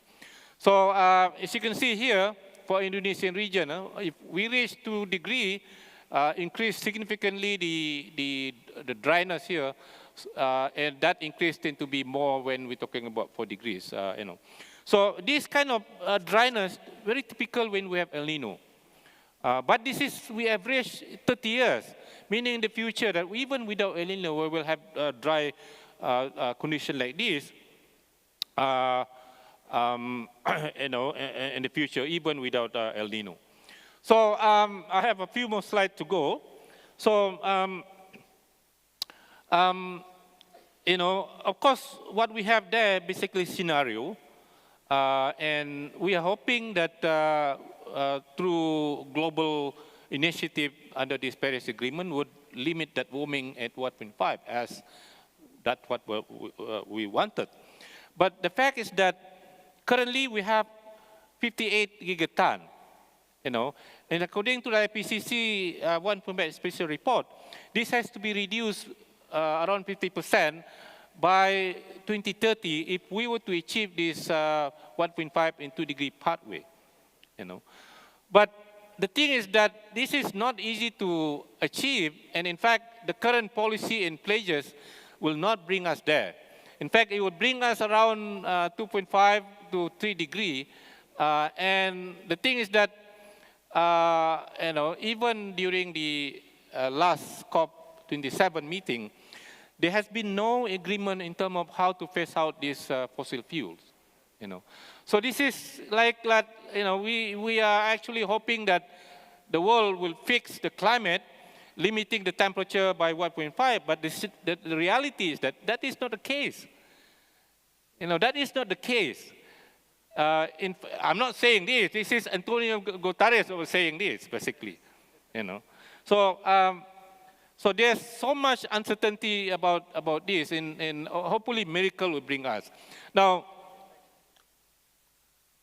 the scary thing, if we cannot fix this climate and limit this 1 to 1.5 by 2 degrees, and warm beyond 2 degrees, another problem that we will be facing.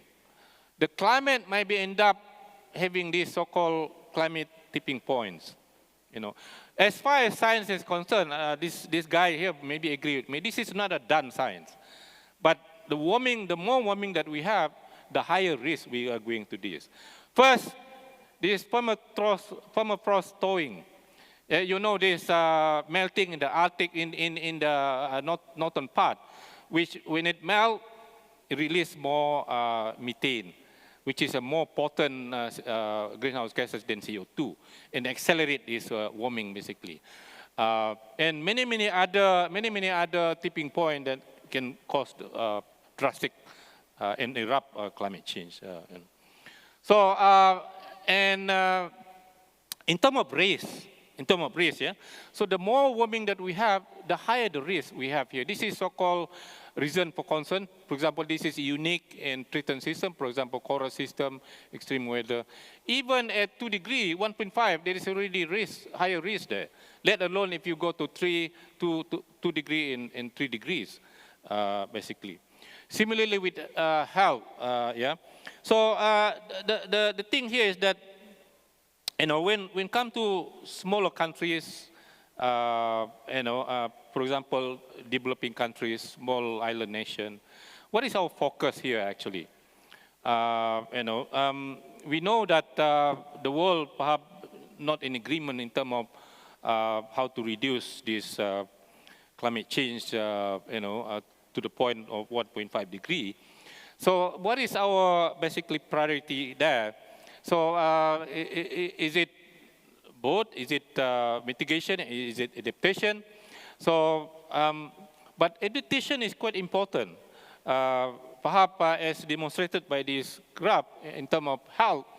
So, as temperature rises here, the risk becoming more higher and higher without adaptation. But with adaptation, perhaps you can reduce the risk, as this is indicated by previous speakers. So adaptation is quite important. And to avoid mounting losses, urgent action is required to adapt to climate change. But at the same time, mitigation is important as well. So basically we need to do both mitigation and adaptation. And we perhaps missed this already. So we are currently around here, but there certainly be a challenge here. As I mentioned earlier that, even at the latest COP, there seems to be no agreement.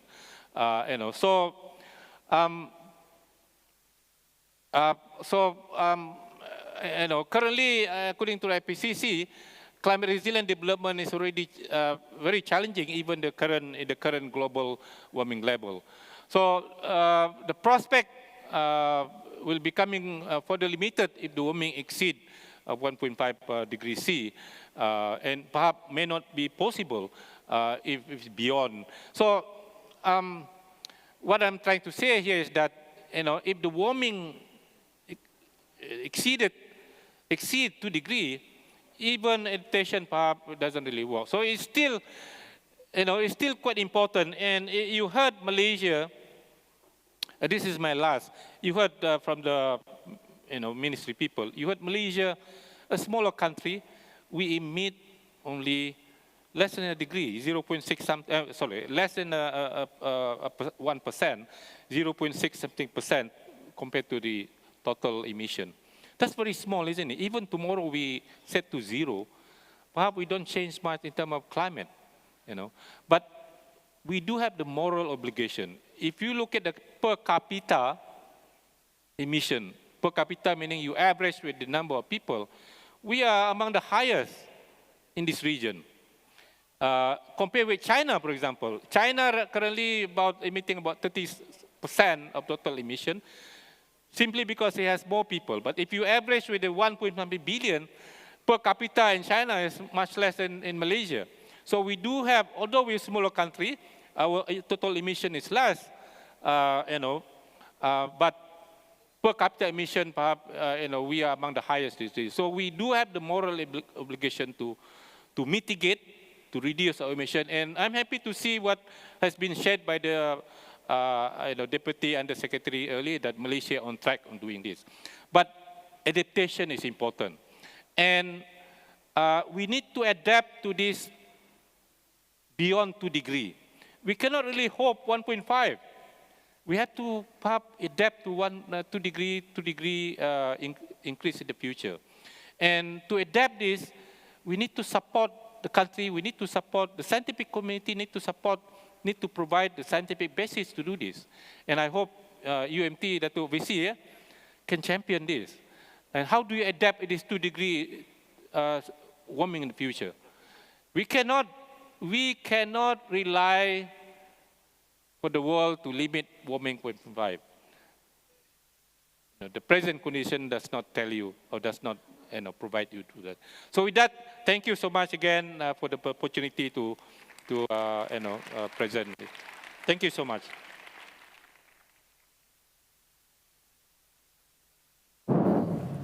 Interesting talk, Professor Dr. Fredolin. Thank you so much for being with us today. Indeed. Ladies and gentlemen, our next speaker is a much demanded speaker and a strategic advisor to many important, interesting as well, projects. Professor Maxwell Bakehoff is the chair of Environmental Studies Department at the University of Colorado Boulder, the United States. He's also a fellow in the Cooperative Institute for Research in Environmental Sciences. Max has ongoing interest in science and environmental communication, science policy interactions, and political economy and the environment. He has experience working on 6 continents, and he is a co-author and editor of 7 books and edited volumes, along with over 100 articles and book chapters. Among Max's other activities, he's a contributing author to the Intergovernmental Panel on Climate Change, IPCC, 6th Assessment, Mitigation and Policy Report, which I briefly mentioned earlier. He's a part of the Independent Science Panel for the Deep South Challenge in New Zealand. He's a deputy editor for the Social Science History team for the Journal of Climate Change for over a decade now. And he has been an advisor on the Don't Look Up film platform. Some of you might have watched the documentary featuring Leonardo DiCaprio. Max also leads the Media and Climate Change Observatory, while he also leads the Colorado Local Science Engagement Network and co-directs Inside the Greenhouse Project. Do look it up on Instagram, Inside the Greenhouse Project, and I suggest you follow, because there are many interesting projects going on. The Inside the Greenhouse is a fantastic creation of Max and his team. Ladies and gentlemen, please join me to welcome Professor Dr. Maxwell Bakehoff on the stage to deliver his keynote speech. The stage is yours, Max. Thank you very much. It is really an honor to be here. Thank you to Professor Dr. Maysam Tabatabai and to the VC and to many others who have also made my stay very pleasant and welcome.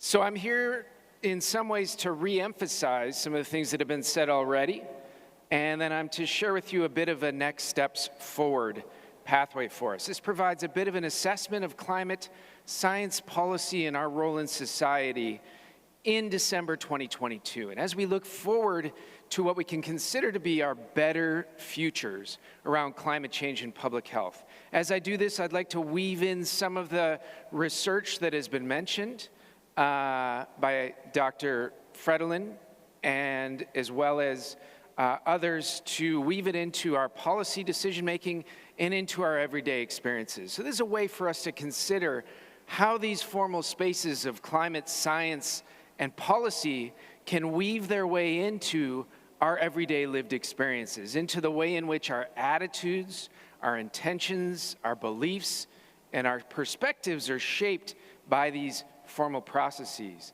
and also in terms of how our behaviors can be influenced as well. And this then feeds back into these formal processes, as I'll describe briefly. To bring us back into this work around the UN Intergovernmental Panel on Climate Change, the 6th Assessment Report, I contributed to this 3rd working group. Dr. Schwaro has contributed the 2nd, Dr. Fredolin to the 1st. And with this 3rd assessment report, just to reiterate and emphasize here that in terms of headline statements, anthropogenic greenhouse gas emissions have continued to increase. The average greenhouse gas emissions were higher than any previous decade, and the net emissions have increased across all major sectors. In addition to this, some additional key points here and key findings, that the shift to renewable energy is more financially advantageous now than ever before. This was particularly highlighted in this 3rd working group. Secondly, it is important to point out that climate change here is not a single issue. Rather, this is a set of intersectional challenges that threads into the ways in which we all live, work, play, relax, pray in society in 2022 and beyond. And so when we think about solutions, we also must think about cross-cutting solutions across political, economic, scientific, cultural, among them, endeavors. Also emphasizing in terms of key findings that significant solutions and strong leadership is warranted now. The United Nations Secretary General Antonio Guterres was mentioned just previously, and that he has been instrumental in calling on the courage of strong leadership at the local, regional, national, and international scales. And then finally, for our purposes here, some of the contributions that I had made to this report, that media shape public discourse about climate mitigation. This was mentioned previously in the Lancet Countdown report for 2022, and I'll just highlight a bit of that as I wrap up my comments here shortly. And so global media coverage has been growing broadly in terms of coverage of global warming or climate change, but then as it relates to climate change and public health has also been creeping up, as Professor Dr. Robinson has pointed out.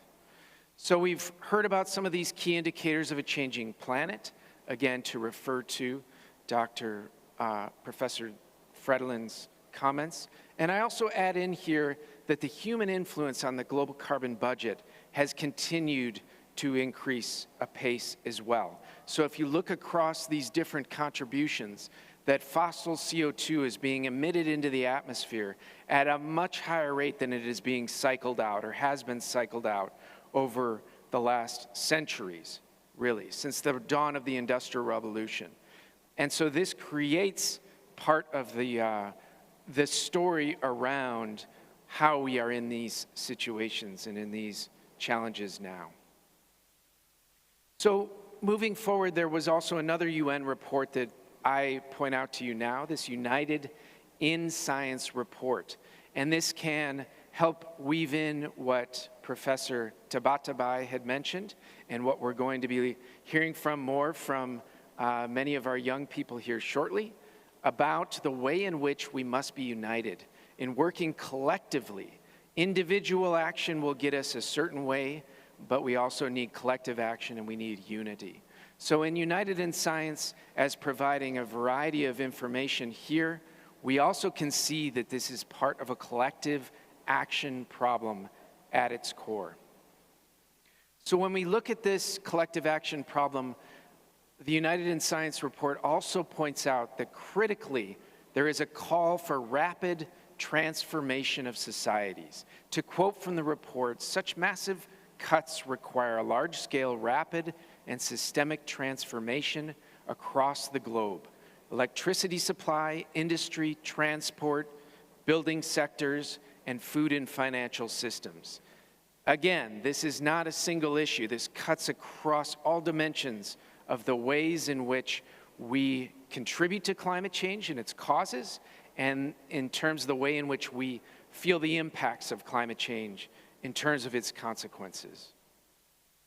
The figure on the left-hand side, again, reiterates and reemphasizes some of the work that Professor Dr. Fredolin had pointed out in terms of the kinds of cuts that are required, the kinds of engagements on a scale that is required that we have not yet seen. And so moving forward, another report that came out really emphasized the gap in the kinds of rhetoric and promises that we've heard from and the realities that we've seen on the ground that have been documented. And so with this, there is the assessment by Inger Andersen, Executive Director of the UN Environment Program, UNEP, which with the World Meteorological Organization had founded the Intergovernmental Panel on Climate Change. A stepwise approach is no longer an option. We need system-wide transformation. Many data points show us that this kind of transformation is now not only warranted, but sorely needed. And so the figure below on the right-hand side can show in more detail across sectors, across the economy, and across regions, how there are gaps and how we can make up these gaps collectively. Moving forward, you've heard a lot about scientific ways of knowing and understanding about a changing climate. As this came into popular discussion in the late 1980s, around the time of the formation of the Intergovernmental Panel on Climate Change in 1988, in the time of several other developments on the global stage, this scientific way of thinking and discussing climate change as a pollution problem has pervaded reports over the interim decades. These are very important, these are very useful, they help fill our understanding, but we know this is not enough. So Brian Wynn points out that this is the notion of a deficit model. We can increase our scientific understanding of a changing climate. It is not enough, though it still continues to live on in certain ways. We continue to pile up these reports. I myself contribute to these reports, but we know that much more is needed. And as Suzanne Mosier points out, that filling knowledge gaps, providing this information is at best necessary, but rarely sufficient to create the kind of active behavioral engagement. And as I actually add in the kind of sustained behavioral engagement that's needed, is still a part of what is the work that is to be done. So the scientific enterprise, critically important here, but also expanding into our other registers, drawing on our experiential ways of knowing, our emotional ways of knowing, not just from our fears and anxieties, but also our hopes and our ambitions. Also thinking about this in terms of our aesthetic ways of knowing, drawing on the arts, which we'll see here shortly, as a way to harness the energy from all of us that's needed for consistent and sustained active behavioral engagement over time. So with this, we can point to expanding pathways to these different registers. We can see this in social movements, for instance. We can see this in political protest, which can juxtapose and draw into tension at times some of the ways in which we call for urgent action now for transformation of societies, yet we need to rely on the scientific enterprise and peer-reviewed work in order to make those best decisions, that is part of the complexity in which we live now. And so along with these social movements, we can understand better that facts by themselves within these reports are voiceless. However, we need to do the work of storytelling, as Professor Dr. Shwaro Dasgupta had pointed out, that it is that storytelling that can help bridge into the spaces of our lived experiences, that can help us have these conversations with our family, with our friends, with our neighbors, with our coworkers, that is going to create that large-scale engagement and support that is needed. So also was mentioned here was the ongoing UN policy decision-making at the international scale, which is critically important. The most recent being the Egyptian Conference of Parties meeting, and the introduction in particular that can be of use and of interest to those here in Malaysia, as has been pointed out several times, that less than 1% of global greenhouse gas emissions come from Malaysia. The consequences of climate change are felt deeply across many Malaysians, as was the focus of several of the talks already provided here, already given. And so with this has been the introduction of this notion of loss and damage, which is a step forward of talking about the losses associated with climate change in the 21st century do need to have some kind of compensation or payment for those damages. It is one step among many that need to continue to take place, but it is one step that was taken at this most recent Conference of Parties UN climate negotiations in Egypt. So moving forward as well, there is the introduction that health, getting us back to the Lancet countdown, and a healthy environment is in fact a basic human right. This is a consideration that has been worked on in many different domains, but bringing these together in terms of a UN resolution on a healthy environment and a human right is a relatively recent development. And so with this, in July of this year, the UN General Assembly recognized that a clean, healthy, sustainable environment is in fact a universal human right. This found representation among 193 member states, and though there is some contention in some spaces, this is broad consensus or convergent agreement that the connection between a healthy environment and human rights is critical in the 21st century. This confirmed a resolution of the Human Rights Council before it, and this actually, in my home institution at the University of Colorado Boulder in the United States, was something that we addressed just in a recent summit that we hosted, the UN Right Here, Right Now Human Rights and Climate Change event, or the Human Rights and Climate Change Summit. And so I welcome you. This took place in the first days of December, just not too long ago, just a few weeks ago.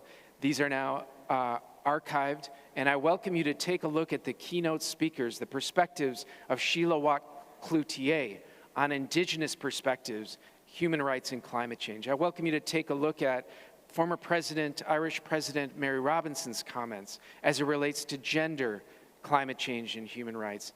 And thirdly, to keynote speaker Kumi Naidoo and his perspective in South Africa and other places about human rights and a changing climate in the year 2022 as we move forward. So then bringing us back to the 2022 report, which brings us together here through the great work of all involved here. And for that I am grateful. That this is built again, as has been mentioned by Professor Dr. Liz Robinson about, this is the 7th iteration, and focusing in on the 2022 report, as she and Professor Dr. Shwara Dasgupta had done, that to quote, over 30 years of UNFCCC Framework Convention on Climate Change negotiations, the indicators show that countries and companies continue to make choices that threaten the health and survival of people in every part of the world. The evidence is unequivocal. At this critical juncture, an immediate and a health-centered response can still secure a future in which world populations can not only survive, but importantly thrive. And so with this, just to reemphasize a few key points out of the Lancet's 2022 report and the great work of Dr. Dasgupta and Dr. Robinson and their colleagues, as well as Dr. Tabatabai, the world is at a critical juncture now in 2022. And with this assessment, we see that the paths forward involve this ongoing scientific enterprise, but also must bring in these other considerations around experiential, emotional, tactical, tangible, visceral, aesthetic ways of knowing as well. And at this critical junction, food insecurity, climate suitability and infectious disease, vulnerability, and transmission of, say, malaria, for instance, are critically important to address at this moment. Also, that this report calls out in its title and elsewhere that commitments by governments and companies must change in terms of the prioritization in the past of fossil fuels over a healthy future, and that this must change in ways that the Lancet Countdown is charting forward in terms of environment, social, and governance objectives going forward, and beyond what is called ESG, and engaging with Sustainable Development Goals, charting a new path for that rapid transformation of industry and society. And then finally, the health impacts driven and amplified by this fossil fuel addiction must change now. And so with those of us here in this room, the good news here is that each of us can make changes in our lives, and each of us can influence the lives of others around us who we care deeply about, be it our friends, family, neighbors, coworkers. Every moment, every hour, every day, every week, every month, and every year going forward as we scale up to that, again, collective, sustained action that is needed now. And so it isn't all bad news. This is good news in terms of how we can deliver on a thriving future and deliver a thriving future. So there are indicators within the report that have been pointed out, One of those indicators was a contribution from members of our group, the Media and Climate Change Observatory, that's based at the University of Colorado Boulder, but is a network of collaborators around the globe, namely Olivia Pearman and Lucy McAllister, who had contributed to the indicator that was raised before by Professor Dr. Liz Robinson.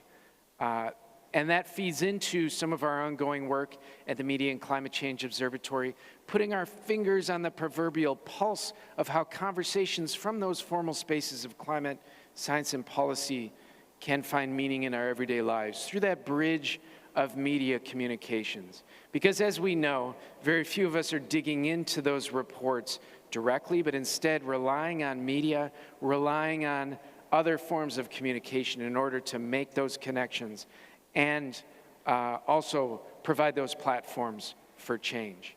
And so we also provide many summaries, one of them just being this most recent one, our 71st summary in November, which quotes UN Secretary General Guterres about this chronicle of climate chaos. And I leave you with these critical and basic fundamental questions that we must ask ourselves. Do our responses to date meet the scale of challenges associated with 21st century climate change? The short answer is no, but does Lancet Countdown, does the work at the UN climate negotiations, does the ongoing work of the Intergovernmental Panel on Climate Change provide some signals, some pathways forward for us to then move forward collectively? Yes, it does. And so with that, bringing us together, looking at those signals and connecting those signals together, connecting those dots are critically important. And with that, to finally answer that question, can we create better futures? The answer is absolutely yes. It is warranted, it is needed, and it will be fun as we go. So with that, I will say thank you very much.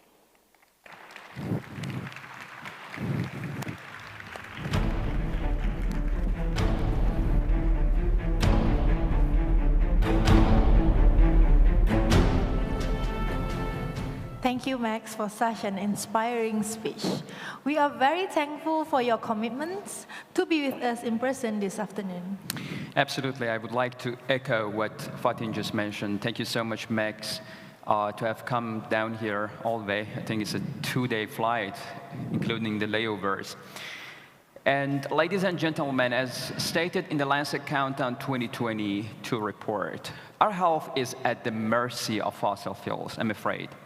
The Lancet Countdown report is also accompanied by several policy briefs. And before I get there, the Lancet Countdown has been covered, the 2022 report, by major media outlets, including the BBC News, The Guardian, New York Times, The Hindu, Le Monde, and many others. And over 1,600 articles have been written in different news outlets about the Lancet Countdown 2022 report.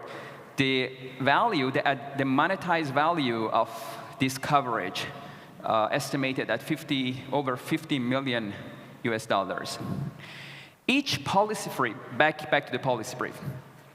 Each policy brief accompanying the Lancet Countdown report is intended to present data and key messages from the 2020 report, in this case, which are relevant to the national context, and to make policy recommendations grounded in the Lancet's Countdown latest evidence on health and climate change. The policy briefs are also a valuable means to present key messages to national media, to national and international media outlets. While the global Lancet Countdown is able to share necessary data, policy briefs are invaluable in ensuring that this information and accompanying recommendation are tailored most effectively to national circumstances. I'm delighted to share with you today that for the first time, we are officially releasing the first Lancet Countdown policy brief for Malaysia. The policy brief has been prepared by Universiti Malaysia Terengganu in collaboration with Sunway University and reviewed and approved by major non-governmental health organizations in the country. the Malaysian Medical Association, in short, MMA, and the Academy of Medicine Malaysia, AMM. It has also been reviewed and approved by Grantham Research Institute on Climate Change and Health, Professor Elizabeth Robinson. And of course, it has also been reviewed internally by my colleagues, Professor Dr. Mazlan, Professor Dr. Ikhwanuddin. And ladies and gentlemen, we are going to release it officially this year, and we are hoping that we will have the chance to release a policy brief, Lancet Countdown policy brief for Malaysia in the next years as well. All right, ladies and gentlemen, for your information, Professor Dr. Mizan here is actually the lead author for the Lancet Countdown Policy Brief for Malaysia 2022. And he will share with us its highlight today. Thank you so much, Fatin. So the policy brief for Malaysia emphasizes, and you will watch the key messages in the montage my colleagues have prepared in UMT. The policy brief for Malaysia emphasizes that Malaysia must further prioritize the impacts of climate change, especially on the health of the Malaysian citizens. Please remember that the COVID-19 pandemic reinforced the importance of investing in people's health and strong public health systems. This policy brief utilizes the best available evidence from the Lancet Countdown and highlights 3 priority issues that already affect the health of Malaysians, namely food security, mosquito-borne disease, and fossil fuel subsidies. The policy brief offers some recommendations for action for the Malaysian government and the other stakeholders. The participants are welcome to use the QR code, which is going to be shown soon on this screen, to freely access and read both the Lancet Countdown 2022 report and the Lancet Countdown Policy Brief for Malaysia 2022. I now would like to invite on the stage, ladies and gentlemen, Professor Dr.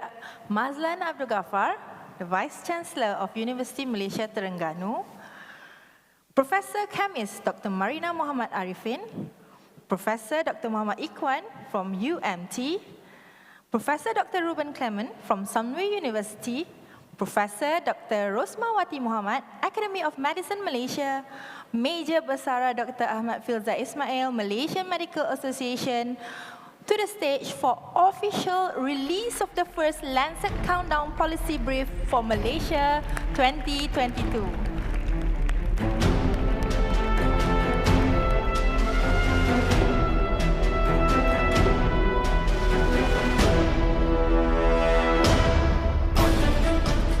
Do we have Professor Robinson with us online?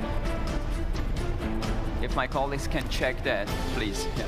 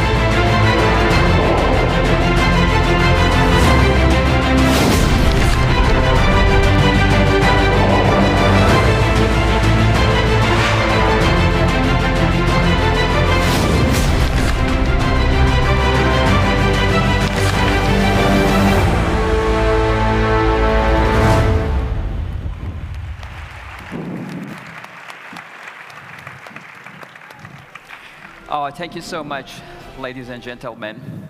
Please give it up for Professor Dato Dr. Mazlan and our honorable guests on the stage. Thank you so much.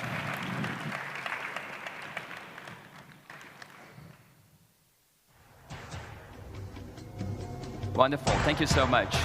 Thank you so much.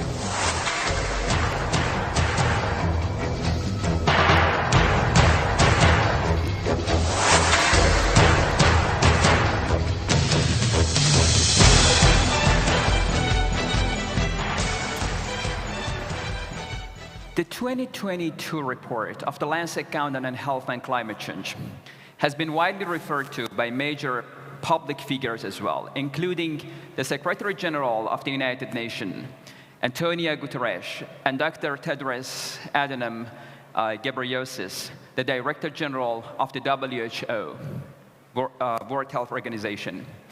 He said, the Director General of WHO, I quote, "The Lancet Countdown report shows the health impacts of climate change are increasing.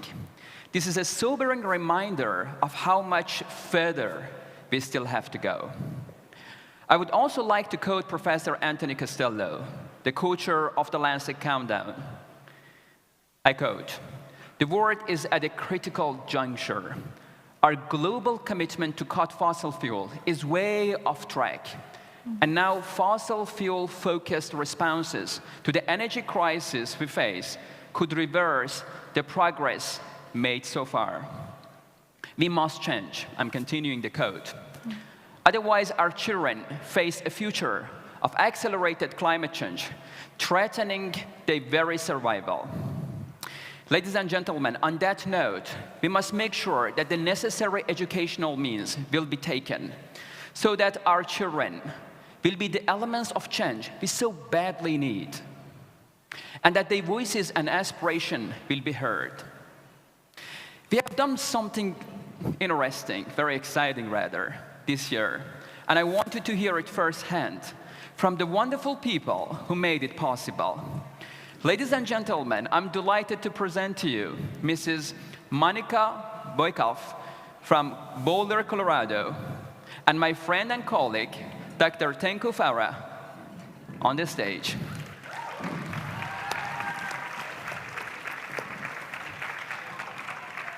The stage is yours, Monica and Farah, please.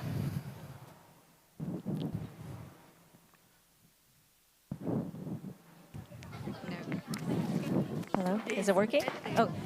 Hi everyone, my name is Monica Boykoff. I'm a 5th grade teacher at Crestview Elementary School in Boulder, Colorado. 5th grade in the United States is about 10 years old, 11 years old. And I am delighted to be with you this afternoon. Hi, my name is Farah. I'm a lecturer of Universiti Malaysia Terengganu and work with schools, with children to educate them on the most pressing issues we face now, Monica, including global warming, climate change, and ocean health. Okay. Farah and I have been collaborating over the last few months on how we can bring together student voices from across the globe to show how much we have in common when it comes to global challenges. We wanted the children to interact live for you today, but unfortunately, their parents at home won't let them stay awake until 2 in the morning. So alternatively, my students did some research to educate themselves on what they can do to confront climate change and its adverse health impacts in their personal lives. And they created a fun video to share with their Malaysian counterparts. So we are thrilled to present to you our student from Sekolah Kebangsaan Tok Jiring and Sekolah Kebangsaan IPG KDRI. Please sit back and enjoy this very adorable performance by those the future is theirs. Thank you.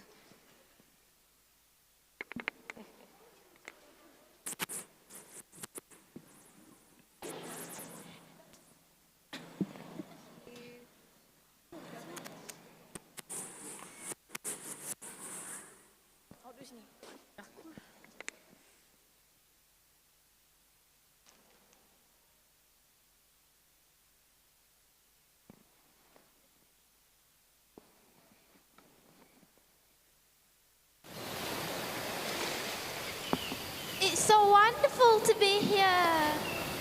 Yes, I'm enjoying myself so much. What a lovely view here. Look, there's a group of students over there. I think they're going to dance. Oh, really? Let's watch it together. Yes.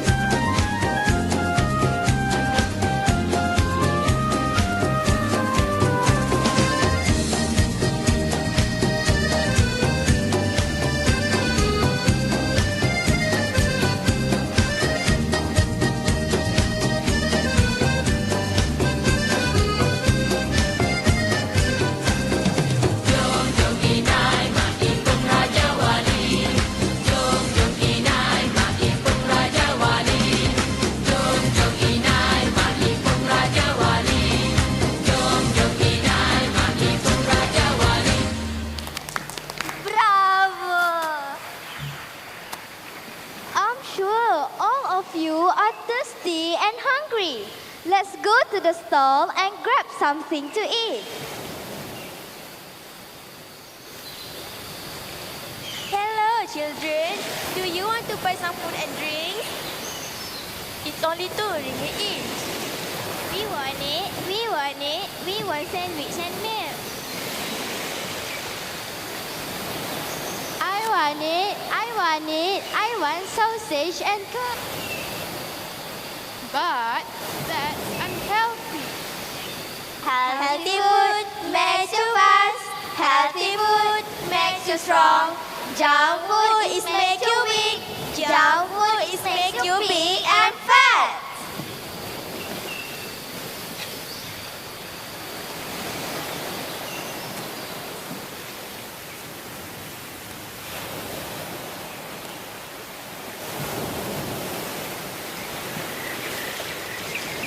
Friends, do not throw the rubbish everywhere. We should find the rubbish bins. Look, there are the recycle bins.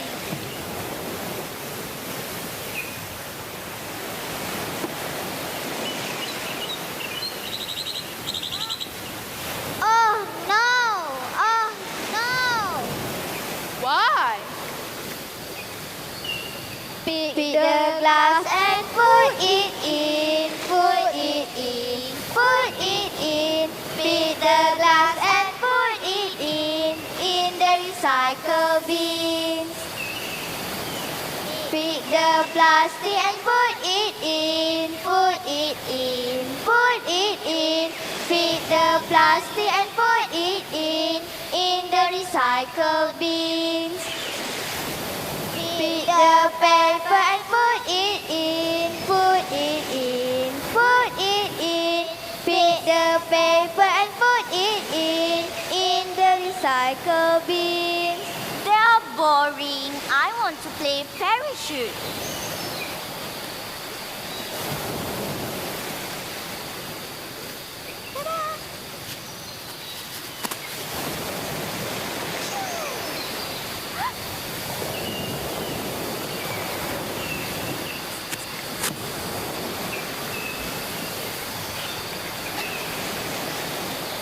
Oh no! We are surrounded by plastic. We are sick. Do do do do do. Too much plastic. Do do do do do. We are sick. Do do do do do. Help us quick. We are sick. Do do do do do. Too much plastic. Do do do do do. We are sick. Do do do do do. Help us quick. What can we do? Bring your own bag.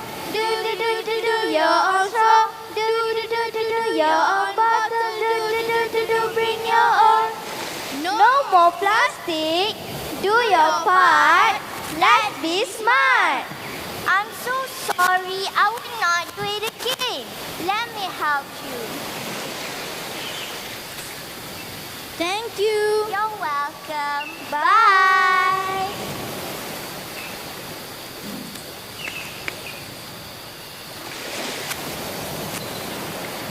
Today seemed better compared to yesterday. Yeah, we catch a lot of fish today. This new net will catch all of the fish in this area. We will be rich if we keep continue using this net. Rich? I'm going to buy you a motorcycle. Vroom, vroom. Motorcycle? I think I'm going to buy a new pickup truck. All the villagers will be jealous of me after this. Then we need to sell our fishes first. Let's go home and get some more money. Let's go. We are going to be rich. Yeah! Hey, look over there. What is that? Why the area became black and the sea seemed oily? Oh no! It's chemical waste dumping. Our sea, air and land will be polluted. Not again. We, pilots, our environment!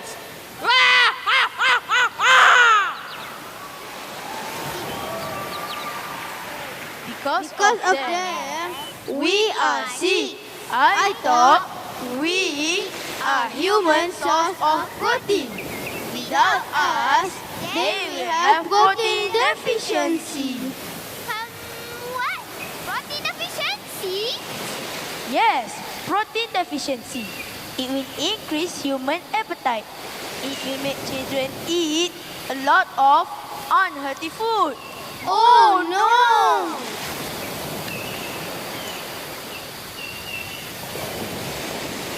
So, are we important to them?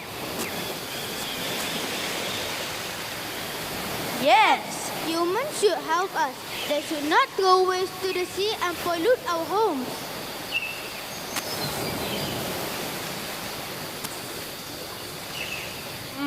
Where our cash seem less compared to last month? The fish that we catch also seem smaller. Where did all big fish go? We cannot sell these small fish, and definitely we cannot eat it. They need to grow big before we can sell them to our customers. Are we going to have shortage of fish this month? What happened to our income? We put food on our plate from this job.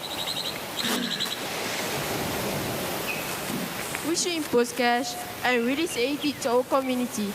We also should not use illegal fishing tools.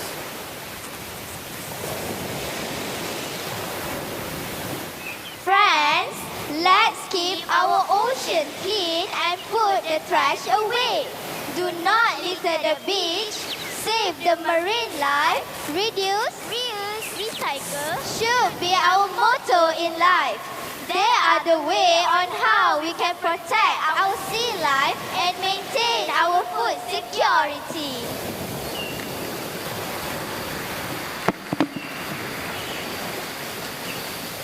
Good evening, ladies and gentlemen. We are here today, hale and hearty.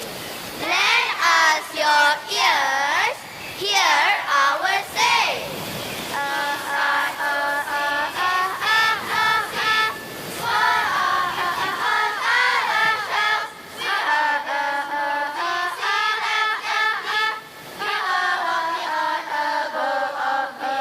The burning sun toasted our bare tan skin. The vapor crawling on symphony. The sea was kindling to the shore. Beautiful, wonderful, colorful, delightful. Da da da da da da da da da da da da da. Da da da da da da da da da. The sea air smell of chlorine. The spicy sauces in the burger burn our tongues. But dear, we do aware of pollution. Alert about global warming. Global warming? So what? Yeah, what about it? Malaysia's hot anyway. Like, I mean... What an extra 17 degrees Celsius? Are you kidding? It makes a world of a difference. In case you didn't know, here's some cold hard facts. A decrease of 12 degrees Celsius means up to 15% of the bird species will die. Oh no! 2,003 species will be decimated. Yes! 52% of the world's product will be extinct. That's insane. We're doomed. Doomed. It's our own fault, you know.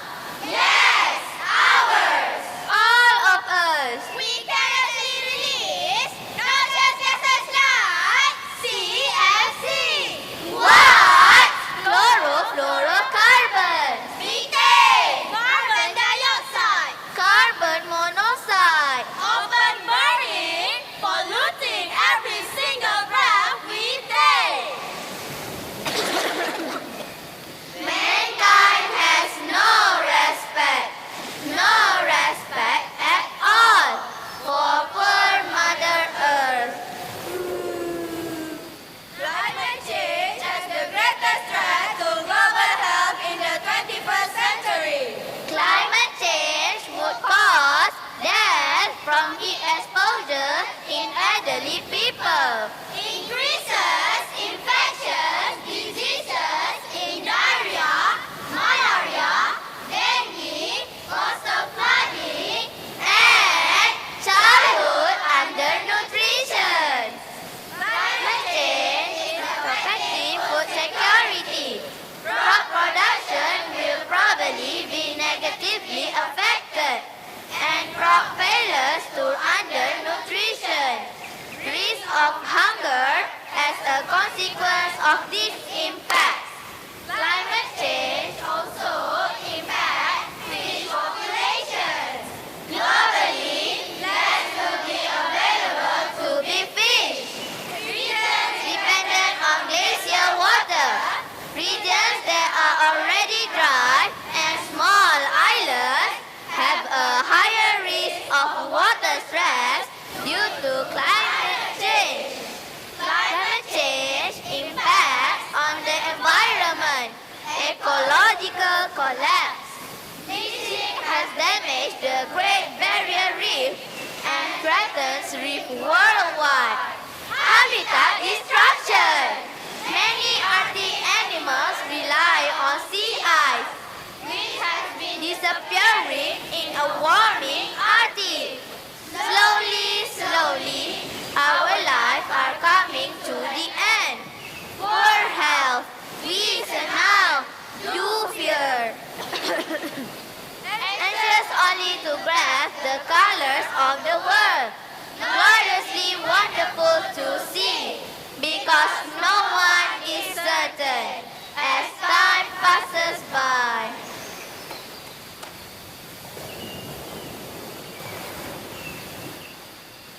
This is what happens in Malaysia. Now, let's hear from our friends in Colorado.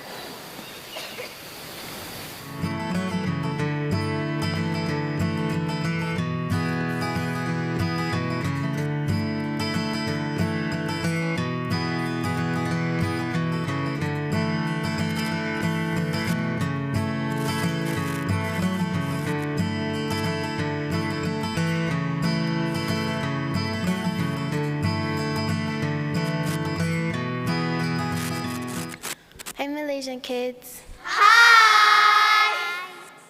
We are from Boulder, Colorado, USA. Our names are John, Mia, and Vanya. Our class is going to explain about climate change and how it's affecting our planet. During the summer, it's scorching hot. In the winter, it's starting to get warmer. In Colorado, it is really pretty. We have mountains and there are many animals. Some animals we have are longhorn sheep, wolves, bobcats, and foxes. In the winters, some popular sports are snowboarding and skiing. You do these sports on mountains when it's snowing. In Colorado, there is a city called Denver. It is famous because a lot of people call it the Mile High City. It is exactly 1 mile from the sea, or 1.60934 kilometers. Another exciting thing about Colorado is the sports. Some popular sports are American football and just regular football. American football is a sport just like rugby, but when someone gets tackled, the play is over and a new one starts. This is what an American football looks like.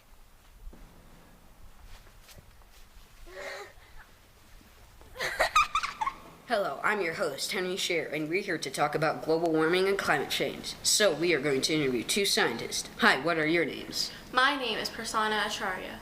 And my name is Peter Spear. How are you doing today? Good, thank you. Can we talk about the problem at hand? Okay, Prasanna, tell us about global warming. Global warming happens when too much greenhouse gases go into our atmosphere.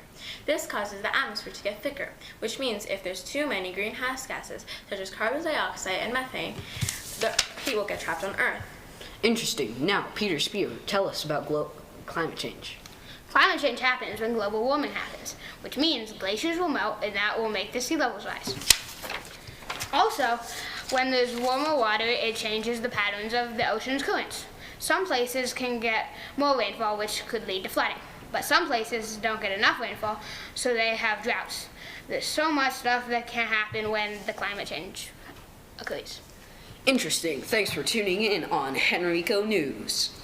And now here are some of our science groups that will be explaining some terrific ways to stop global warming and climate change. Hi, we are Derek, Samar, and Jane. We are going to explain what alternative transportation is. Alternative transportation is transporting with vehicles that don't use gas. Instead, we can walk, bike, bus, and use electric cars to transport to places including school. What does alternative transportation do for the environment? We do alternative transportation to help stop global climate change from getting so severe. The reason we don't use vehicles with gas is so gas doesn't go into the atmosphere, because gas contains fossil fuels and CO2. Our school does events with the students to encourage alternative transportation. In September, we had bike and walk to school day. Whenever everyone walked or rode their bikes from home or from a nearby fire station instead of riding a vehicle, we also celebrate students each week with a prize when they walk or bike to school most of the time.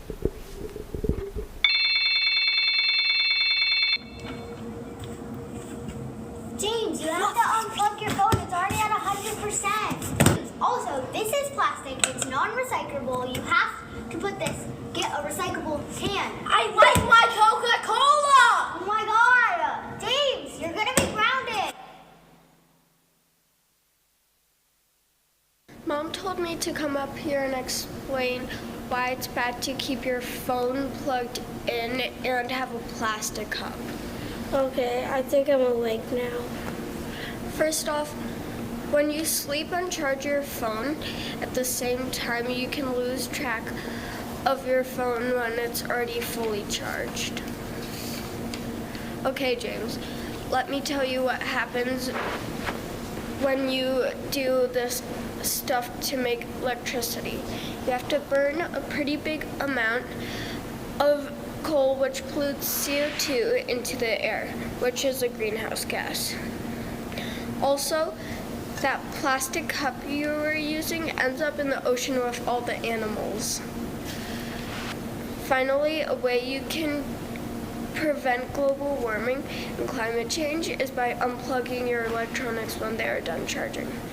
Turning off lights, not using plastic cups. Lastly, if you get solar panels, you can power your house by the sun.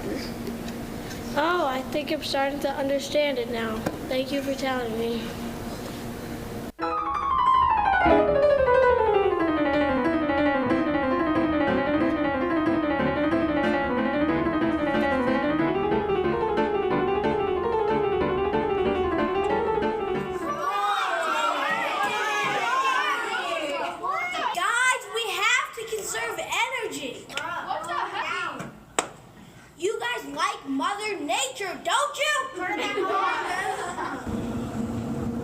Thank you for listening to the Conserving Energy skit and enjoy the next one. Brr, it's cold in here. Wait, don't do that. Why? Because burning gas, using heat burns gas, which releases carbon dioxide. And carbon dioxide traps heat and our Earth, which leads to our Earth heating up. Many electrical appliances also contribute to climate change, such as electric heaters and cars. Electricity comes from coal that burns gas, so it's bad for our environment. Well, what do I do now? You can wear multiple layers, such as sweaters, scarves, and hats. Well, what about in the summer? You can wear t-shirts or close the shades and windows in the morning to cool down.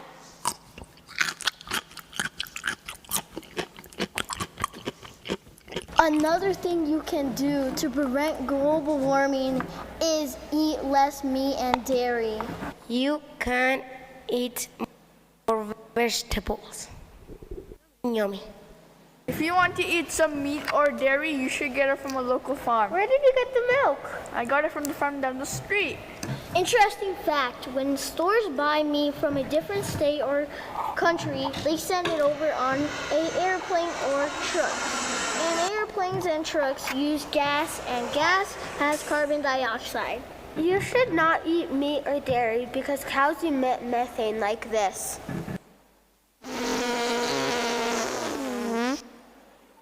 Sweet hamburger. No, eat your vegetables.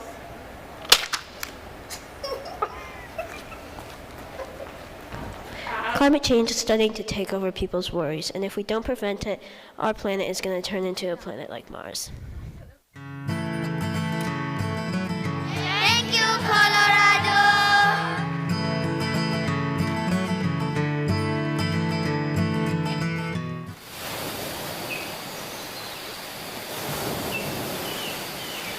Such a feeling coming over me. There is wonder in everything I see. Not a cloud in the sky,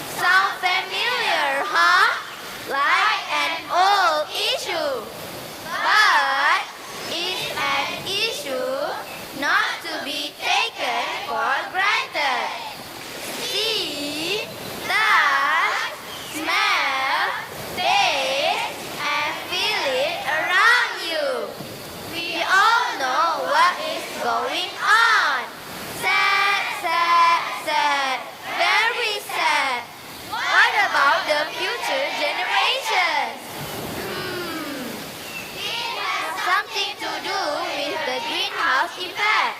We should stop producing greenhouse gases. How? Stop open burning.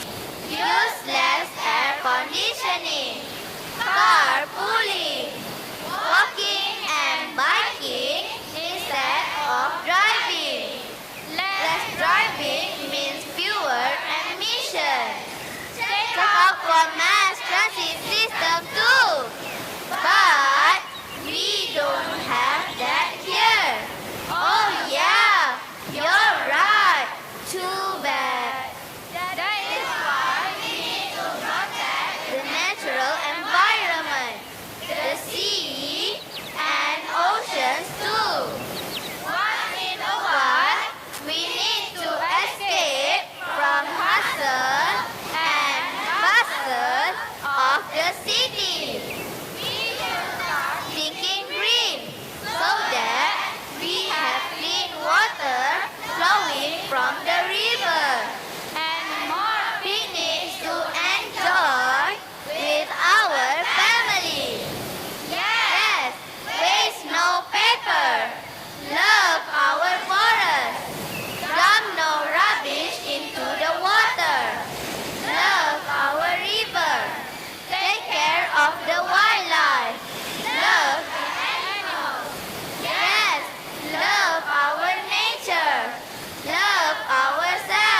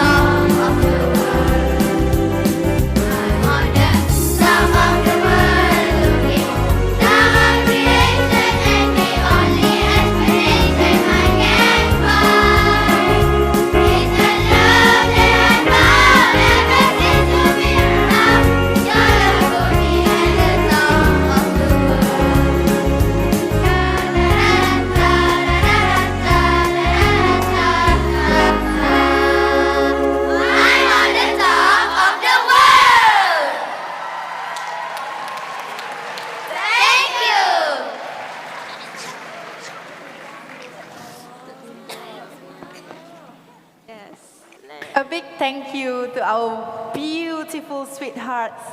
And also thank you to their teachers from both Terengganu and Boulder, Colorado, USA, who has been preparing them for this performance over the last several months. Ladies and gentlemen, now we come to the end of our program for today. We would like to express our deepest gratitude to all of you for staying with us until the end of the program and those who are with us online. Let's not forget that climate change is increasingly impacting the health and well-being of people around the world and compounding the effects of other coexisting crises, including COVID-19 and the energy, food, and cost of living crisis. And a health-centered response to the current crisis would still provide the opportunity to deliver a low-carbon, resilient, healthy future where people all around the world can not only survive, but also thrive. There is still time to realize this future if we act now. Ladies and gentlemen, these are the owner of the future. The future is theirs, and we are the guardian of the future they deserve. So let's be the guardian they do deserve, all of us, all the fellow residents of the planet Earth.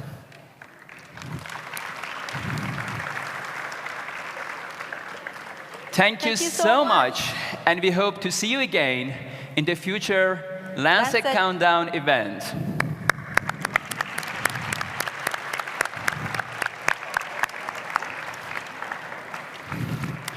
We are going to jump around here and dance. Whoever would like to join us, please join us on the stage. Let's play some music, right?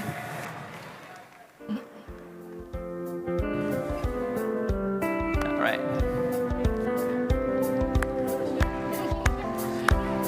Those who would like to join us, please join.